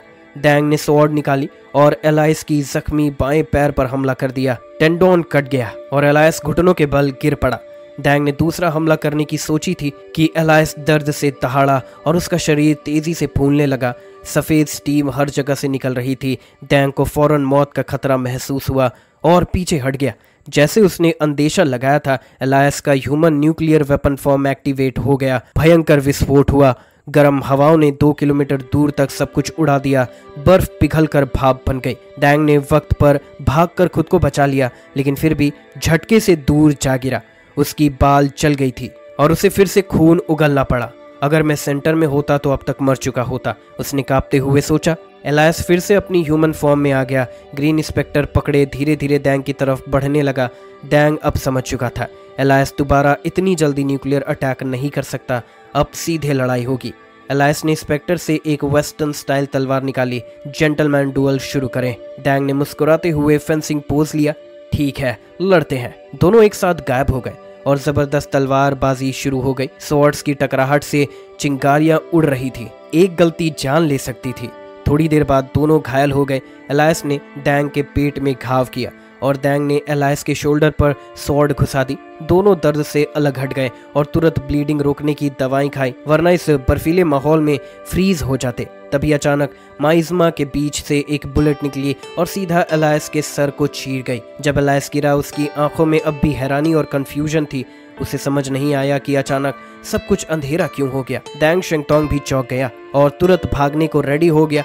उसी वक्त एक जानी पहचानी आवाज आई, तुम लोग सच में जान की बाजी लगा रहे हो? इतना धमाका करके हवा में एक गोल पोर्टल खुला और जैंगी फ्लावर और लेले के साथ सामने आया। उसके कंधे पर एक heavy silver grey sniper rifle टिकी थी। जैंगी मुस्कुराकर एलाइस के बॉडी को देख रहा था। डैंग शेंगतोंग, तुम तो जान से ही जाते। जैंगी ने चुप रहने का इशारा किया। काम के टाइम पर कोड नेम यूज करो। असल में जैंगी कुछ देर पहले ही आ गया था। वो जानबूझकर रुका ताकि डैंग शेंगतोंग एलाइस को थका दे और सही मौका मिलते ही उसे 1 शॉट में खत्म कर दे। थैंक्स, डैंग शेंगतोंग ने मुस्कुराते हुए कहा और फिर खून थूक दिया। जैंगी ने एलाइस की बॉडी उठाई और बोला, क्रेडिट तुम्हारा, ओरिजिन मेरा। कोई प्रॉब्लम? बिल्कुल नहीं, डैंग शेंगतोंग ने सहमति से सर हिलाया। जैंगी जाने ही वाला था, पर डैंग शेंगतोंग की हालत देखकर रुक गया। चलो पहले तुम्हारा इलाज करते हैं, फिर वापस आ जाना, उसने कहा। जैंगी जानता था कि डैंग का जल्दी रिकवर हो जाना पॉसिबल है, पर पहले बैटलफील्ड क्लीन करते हैं, डैंग ने कहा। जैंगी ने इधर उधर नजर दौड़ाई। लड़ाई खत्म हो चुकी थी। अब समझ आया कि मैं बायली और बाकियों को क्यों नहीं लाना चाहता था। जैंगी बोला, यहाँ का बैटलफील्ड नरक से भी ज्यादा खतरनाक है। डैंग शेंगतोंग ने पाइचुन्यू को कॉल किया और ऑर्डर दिया, सभी लोग पास में छुपो, कोई भी अननेसेसरी मूव मत करो। जैंगी ने भी समझाया। इतने बड़े धमाके ने पता नहीं और कितने एलियंस को अट्रैक्ट कर लिया हो। सबसे निपटने के बाद जैंगी ने स्पेस में एक डोर खोला। लेले ने डैंग शेंगतोंग को उठाया और सब सेफ जगह की तरफ लौटने लगे। चलते चलते डैंग शेंगतोंग ने कहा, स्पेस टाइप एलियन बनना सच में चीटिंग जैसा है। क्यों नहीं टीम गॉड ज्वाइन कर लेते? जैंगी हंस पड़ा। डबल कैप्टन बनेंगे फिर, तू भी कैप्टन मैं भी कैप्टन, डैंग हंसते हुए बोला। थोड़ा आगे बढ़कर डैंग ने सडनली कहा, रुको, एक इम्पोर्टेंट बात करनी है। क्या जान से भी ज्यादा इम्पोर्टेंट है? जैंगी ने टीज किया। डैंग गंभीर हुआ और धीरे से बोला, मैं सोर्स ऑफ गॉड देख चुका हूँ। जैंगी चौंक कर डैंग की आंखों में झांका। इम्पॉसिबल, सोर्स ऑफ गॉड तो फॉग वैली में है। डैंग शिंगतोंग ने सर हिलाया। नहीं, सोर्स ऑफ गॉड एक लिविंग बीइंग है, डेड ऑब्जेक्ट नहीं। उसने बताया कैसे एक एल्फ जैसे क्रिएचर ने उसकी पावर्स बूस्ट कर दी। जैंगी बस हल्का मुस्कुराया और बोला, जो तुमने देखा वो सोर्स ऑफ गॉड नहीं था, शायद सोर्स का कोई कंपेनियन हो। डैंग ने पूछा, तुम इतने कॉन्फिडेंट कैसे हो? जैंगी ने कामली जवाब दिया, क्योंकि असली सोर्स ऑफ गॉड जीन्स की लिमिट तक तोड़ सकता है। अगर सिर्फ एनर्जी होती तो कैप्टन लेवल एलियन को मारकर भी वही रिजल्ट मिलता। जैंगी की बातों ने डैंग शिंगतोंग का जोश थोड़ा शांत कर दिया, पर उसे उस बड़े एल्फ की याद आ गई। वो सोच में पड़ गया और जैंगी को पूरी बात नहीं बताई। अगर छोटा एल्फ सिर्फ एनर्जी बॉडी था तो बड़ा शायद असली सोर्स ऑफ गॉड था। डैंग ने सेल्फिश सोच से ये राज छुपा लिया। शेयर करने के लिए शुक्रिया, जैंगी ने हंसते हुए कहा। डैंग को हल्की गिल्ट हुई, पर उसे खुद को स्ट्रॉन्ग बनाना था। वो किसी का बैकग्राउंड कैरेक्टर नहीं बनना चाहता था। कुछ देर बाद दोनों जिंगडाओ से निकले। जैंगी डैंग को लेकर सीधा शुनवू के पास लौट आया। उनकी हालत देखकर सब चौंक गए। पहला दिन और डैंग घायल था। ईस्ट चाइना सी रीजन के कुछ ऑफिसर्स मजाक उड़ाते हुए बोले, रिवरसाउथ डोमेन का कैप्टन इतनी जल्दी लौट आया। रिवरसाउथ डोमेन के वैनगार्ड गुस्से में थे, पर डैंग की हालत देखकर चुप रहे। जैंगी ने काम होकर जवाब दिया, हाँ, वैसे 3 टीम के इन ह्यूमंस को भी खत्म कर दिया। तुम लोग कैसा कर रहे हो? ईस्ट चाइना सी रीजन के चेहरे उतर गए। उन्हें पता था जैंगी झूठ नहीं बोलता। जैंगी ने डैंग को तुरंत ट्रीटमेंट केबिन भेजा। ली तानियांग और शीतू भी खबर सुनकर पहुंचे। बैटलफील्ड पर सब अलग अलग बिखरे थे। रियल टाइम रिपोर्टिंग नहीं थी। ली तानियांग ने पूछा, इतनी जल्दी वापस? जैंगी ने मजाक में कहा, एयर लैंगशिंग ने अकेला मार्ली के स्ट्रॉन्गेस्ट एलियंस को मार दिया। नाम था, याद नहीं आ रहा। डैंग हंसते हुए बोला, टेपर एलायस। ली तानियांग और बाकी सब चौंक गए। एलायस, वही मार्ली का मशहूर मॉन्स्टर? ली तानियांग डैंग को देखकर बोला, तुमने उसे मारा?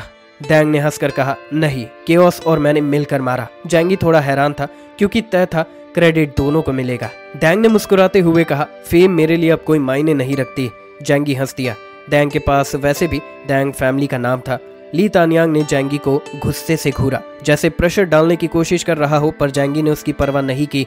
जैंगी ने शीतू से नए एक्सप्लोजिव वेपन्स और सप्लाई मांगी।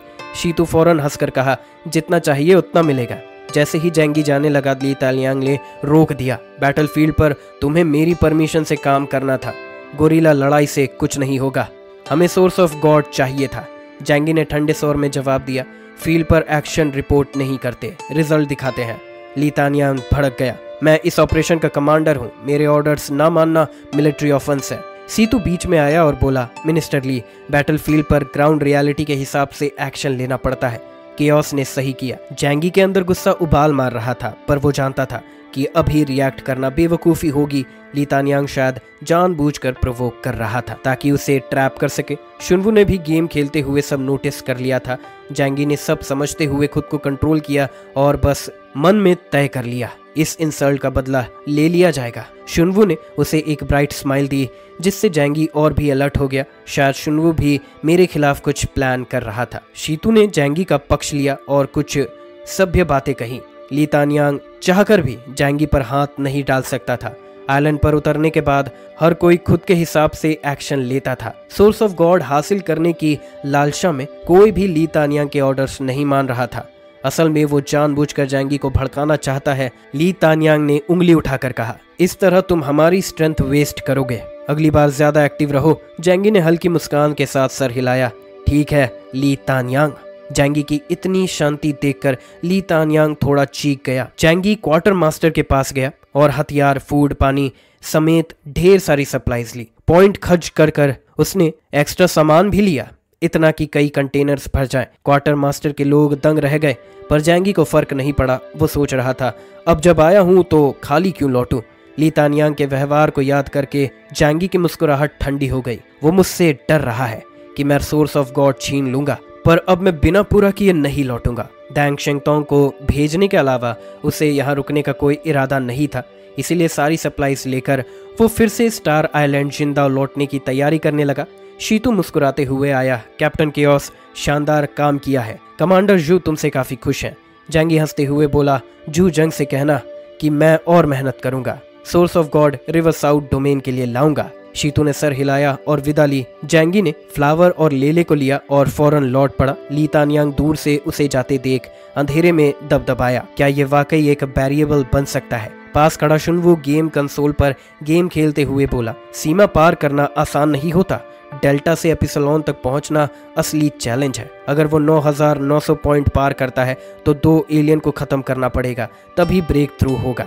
ली तानियांग का चेहरा थोड़ा ढीला पड़ा। उसे शुनवू की बातें याद आ गई। सही कहा, अगर एपिसलोन बनना इतना आसान होता तो आज हमारे पास कई होते। जैंगी वापस स्टार आइलैंड पहुंच गया और फिर से गहराई में घुस गया। एलाइस की मौत ने कोलंबियन नेवी को भी सतर्क कर दिया। ग्राहम ने गंभीरता से कहा, मार्ली के 2 एलियन टीम एक दिन में साफ हो गई। कोई तो जानबूझकर शिकार कर रहा है, उनके लेफ्टिनेंट कर्नल कर्डी ने कहा।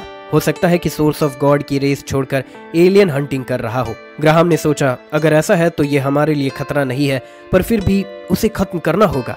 कर्डी ने जोड़ा, हेम्ड बून उसका पीछा कर रहा है, ज्यादा दिन नहीं बचे। जैंगी ने फ्लावर और लेले के साथ इलाके की जांच शुरू की। डैंग शंगतोंग की बात याद करके उसे शक हुआ कि कुछ छुपा हुआ है। उसने लेले से कहा, सूंघो, कोई अजीब गंध मिलती है क्या? लेले ने फौरन सूंघना शुरू किया, फिर बोला, थोड़ी सी अलग गंध है पर बहुत हल्की है। जैंगी ने आसपास के नक्शों का आकलन किया। ये जगह जिनफेंग सिटी के अंदर या बाटो सिटी के किनारे पर है, फॉग वैली से दूर। वो बुदबुदाया, हो सकता है ये सोर्स ऑफ गॉड ना हो, पर दिलचस्प चीज जरूर है। समय मिला तो जांचूंगा।